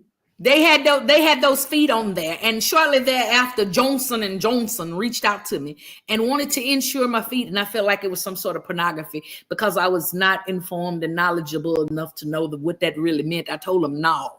I could have been out here with an OnlyFans page sponsored by Johnson & Johnson.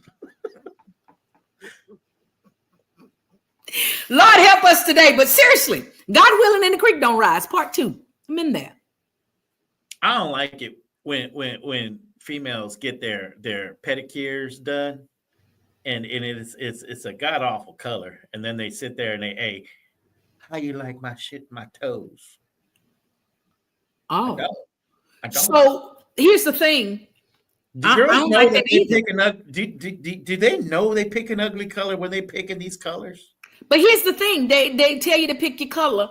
And so you got to go through the whole swat of colors, which is, by the way, nerve-wracking for me. It's too many colors, too many powder, acrylic, shellac. I don't know what none of it. I didn't want some polish, baby. Give me some polish. Then you get the polish. Did y'all hear my voice saying color, pick your color, shellac, acrylic, powder. So you look for your man. I do for you. You look pretty, babe. Listen, You want design? I do for you $5 more, ma'am. Listen. So here's the thing: you say you don't like that they get the ugly color. You got to pick your color through the 50,000 swats. Then after you pick your color, they polish the first one, usually the big toe, because it's a bigger surface area and they got more polish on there, so you can see more of the color.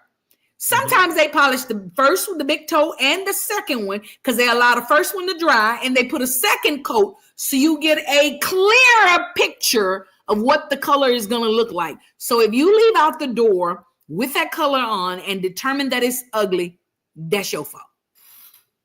Because you had not one time, not two times, but 3 times to decide if you like that color. And your colorblind butt better not come ask me if they look good, because you're telling me to look at a foot and say it looks good. So we understand now that Michael is not a foot man. I didn't say that. I admire a nice, pretty foot, but most feet aren't pretty. I'm gonna go on a limb and say that most feet ain't pretty. Well, I don't know about most feet, but I know about these 2 that I walk on, babe. And Johnson & Johnson was not trying to issue these feet, honey, because they look like hoofs. These feet are cute.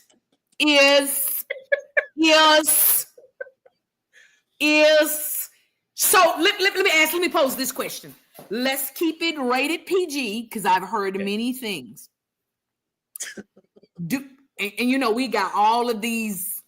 I don't even know what they are. They're not superstitions. They just dumb statements. This is what I'm gonna call them for the sake of the conversation.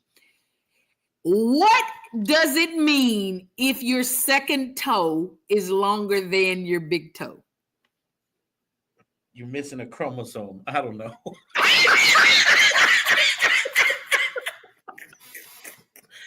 Oh man.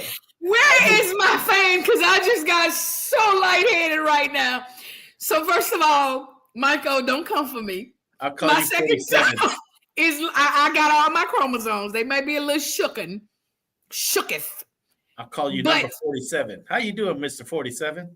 I heard that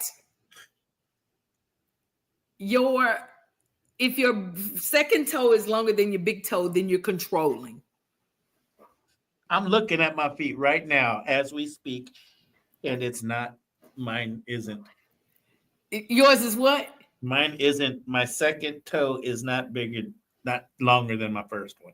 Well, I'm just asking a question because there are some people that happens for them. My second toe is longer than my big toe. So to even out the situation, I typically keep my big toenail longer than the rest of my toes. So such a toe. I got to even out the playing field. Look, I ain't controlling about that much nail on there. Yeah. And so here's the problem that I run into, literally, figuratively, when I'm running, I have to wear my tennis shoes and my big toe is not tennis shoe appropriate. And so it ends up broken more times than not. And she say, do you want me fit for you? I put acrylic and fit for you. I put fake nail. No. You look good for your man. Yes. So I don't do fake nails. I don't do fake toenails, lady. So and I get a lot of times people say, oh, are those your nails? Yes, they are. Yes, they are. And there's absolutely nothing on them. I drink my water and I mind my business.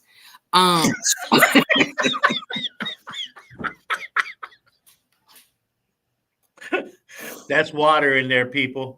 I drink my water and I mind my business. So self-care is necessary. Self-care is not a gift. Self-care is not how you treat yourself. Self-care is part of the arms and the legs that you're getting from the build the base place. It's a necessity. So you have to take care of yourself. Like, oh, I take care. I do self-care, babe. I go get my hair done. No, that's a necessity. That's not self-care. Getting your nails done is not self-care. You need to take care of that on a regular basis. Saying you bathe is self-care is the same to me as saying you get your hair done is self-care. Bathing is a necessity. It's required of thee. Yeah, it's a need, not a want. Yeah, so yeah, self-care for me is laying out on the beach. How often should a woman shampoo their hair? So that is a very, very diverse question because ethnically, culturally, it varies.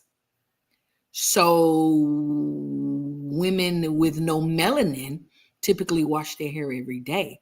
We can't do that. Women with melanin can't wash our hair every day. Okay. So how often? That varies. Week, it varies. 3 days. So let's just help you out. Black people don't wash their hair that frequent. We can't. Our hair is not built for that. The texture, the oil percentage, various reasons. The styles for one. So this hairstyle is not a 3-day wash.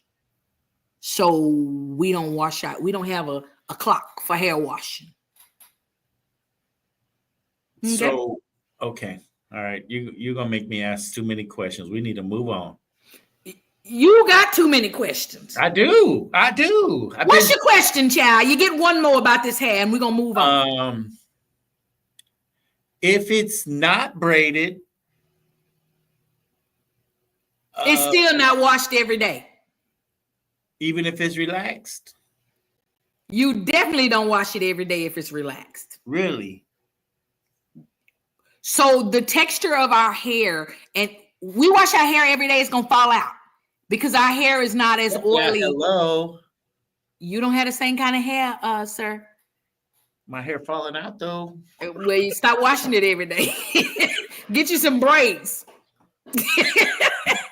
Pull my hair right out. Yeah, the oil base of our hair doesn't allow us to wash every day. That makes me have an eye on like. Okay, go ahead. I don't like when I'm getting my hair cut and I tell her, don't use that thinning thing on me. Oh, okay, I make you look good for your girlfriend. Well, I don't have a girl. And she's doing it. Well, I don't like it. I don't like it. I told you not to use them. I don't like that you still go to her. Because if I'm going to pay you for my money, pay you my money for a service, you're going to give me what I'm paying for. And you're going to give it to me the way that I want it. There may be a communication. Well, you need to get somebody to speak your language. Every 3 weeks, maybe once a month was Miss Karen's answer. Every 3 weeks, maybe once a month. Okay. That's how often most said Black women wash their hair. Okay. Yeah. I'll take that one because there's a lot of women out there that have lots of braids and they do stuff with their hair, and I hear this from a lot of women. It don't matter to me. It don't matter the melanin. What did you call it? Melanin. The watermelon in their hair and their skin tone. A lot of women don't wash their hair all the time. Well, yeah, that could be true, but your question wasn't about do they wash their hair? Your question was how often should a woman wash their hair? Yeah, that varies from ethnicity to ethnicity. Caucasian women wash their hair typically every day. Me, a woman with melanin, I was trying to use the melanin to say white people wash their hair maybe every day. Black people don't. That's what I was trying to say. But you're not black. Look, you're latte. I got more melanin than you. So that's not on any ballot that I've ever checked. I have to select either Black or African American, which I'm neither. But women with melanin, I got you, don't wash their hair every day. Miss Karen says, yes, Mike, you need a different person to go to do your hair because she's supposed to listen to what you want as the customer. So fire her today. Don't go there ever again. Then I don't know if you're trying to blame her for that sparseness that I see up and through there or whatever. Whatever you're trying to do, don't do that with her anymore. Okay, someone told me I got a bald back here somewhere. I can't see there. Can you see it? Oh, I saw it, but you don't have to go that far. Come back. It's right there. It's immediate. It's ever present. It's You like need a hush. I don't like when you're serious with me.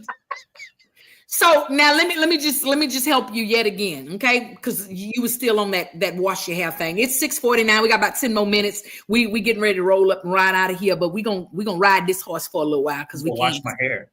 And so a lot of Black women get braids. Right. A lot of them would keep them a lot longer than I keep mine. First of all, I very seldomly get braids. So there's a difference. This ain't a braid. What is that? This is a twist. So that twist, I'm going to assume that twisting is a lot quicker than a braid. The twisting is a lot quicker than the braid. You're absolutely right. And the reason I twist is because I wash more frequently than most that get braids. Okay. So a twist is easier for me. And braids require a lot of hair in them. I don't like a lot of hair added to my hair because I have my own hair.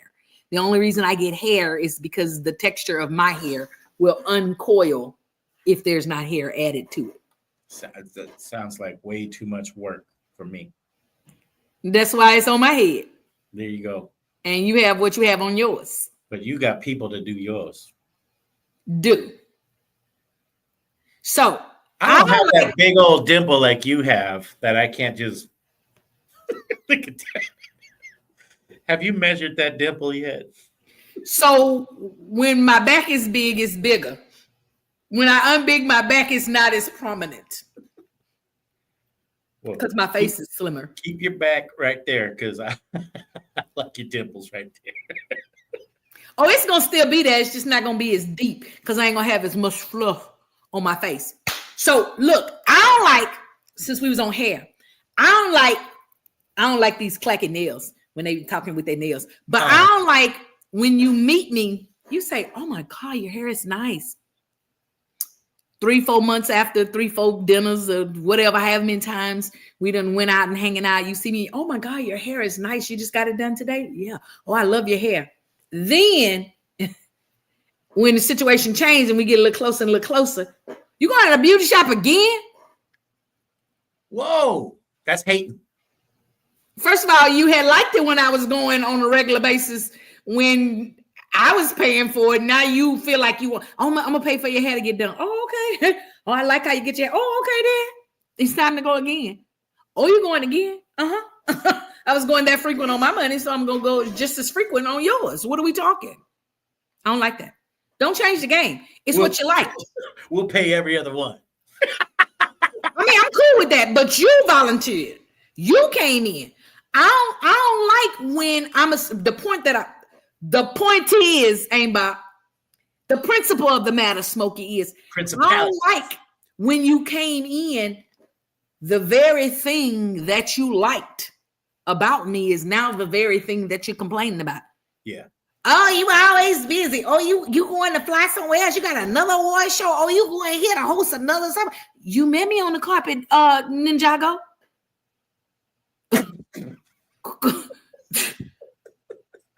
Penny, quarter, nickel, and dime. You met me out here. This is where you saw me. Oh, I saw you on the red carpet, girl. You was looking so far. Now I got to get another red carpet. You the fly girls. Yeah, I was out there looking pimpalicious, according to Michael, with my pimp hat and my feather in my hat. I was out there. You saw me out there. You met me out there. Now you that red carpet. I don't like that. That's that dating out of your range stuff. You knew who I was when you met me. Now you mad. You do too much. You do too much. Yeah, you want it all. Oh, girl, I love a go-getter. I love your ambition. Oh, I love a woman that's about her business. Oh, you going again? What? And then they want to put limits on you. What? What? I don't like it. I don't like it.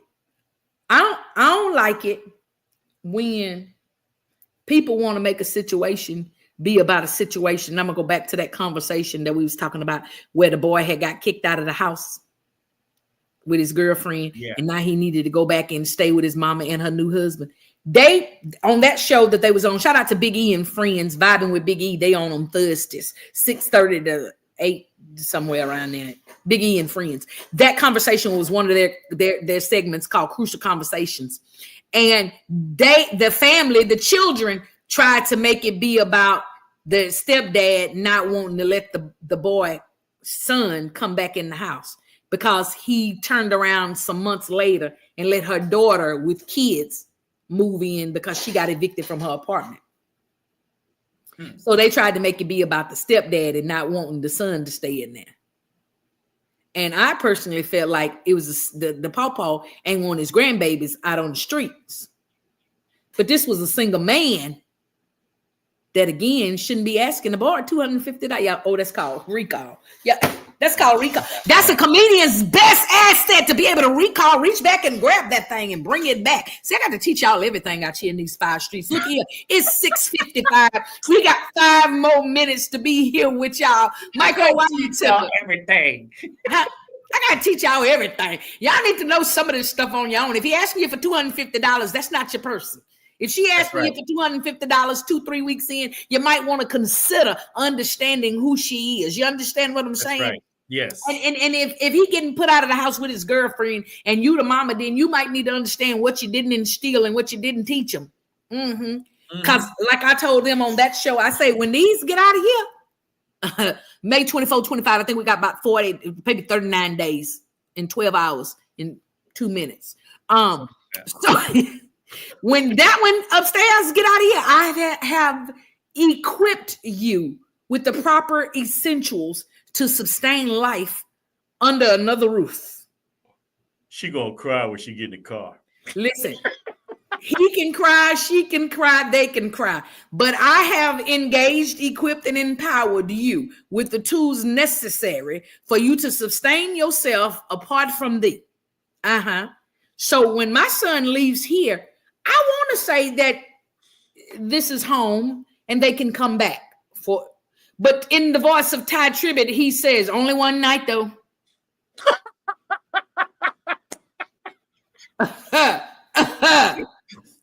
You can be mad, but only one night though.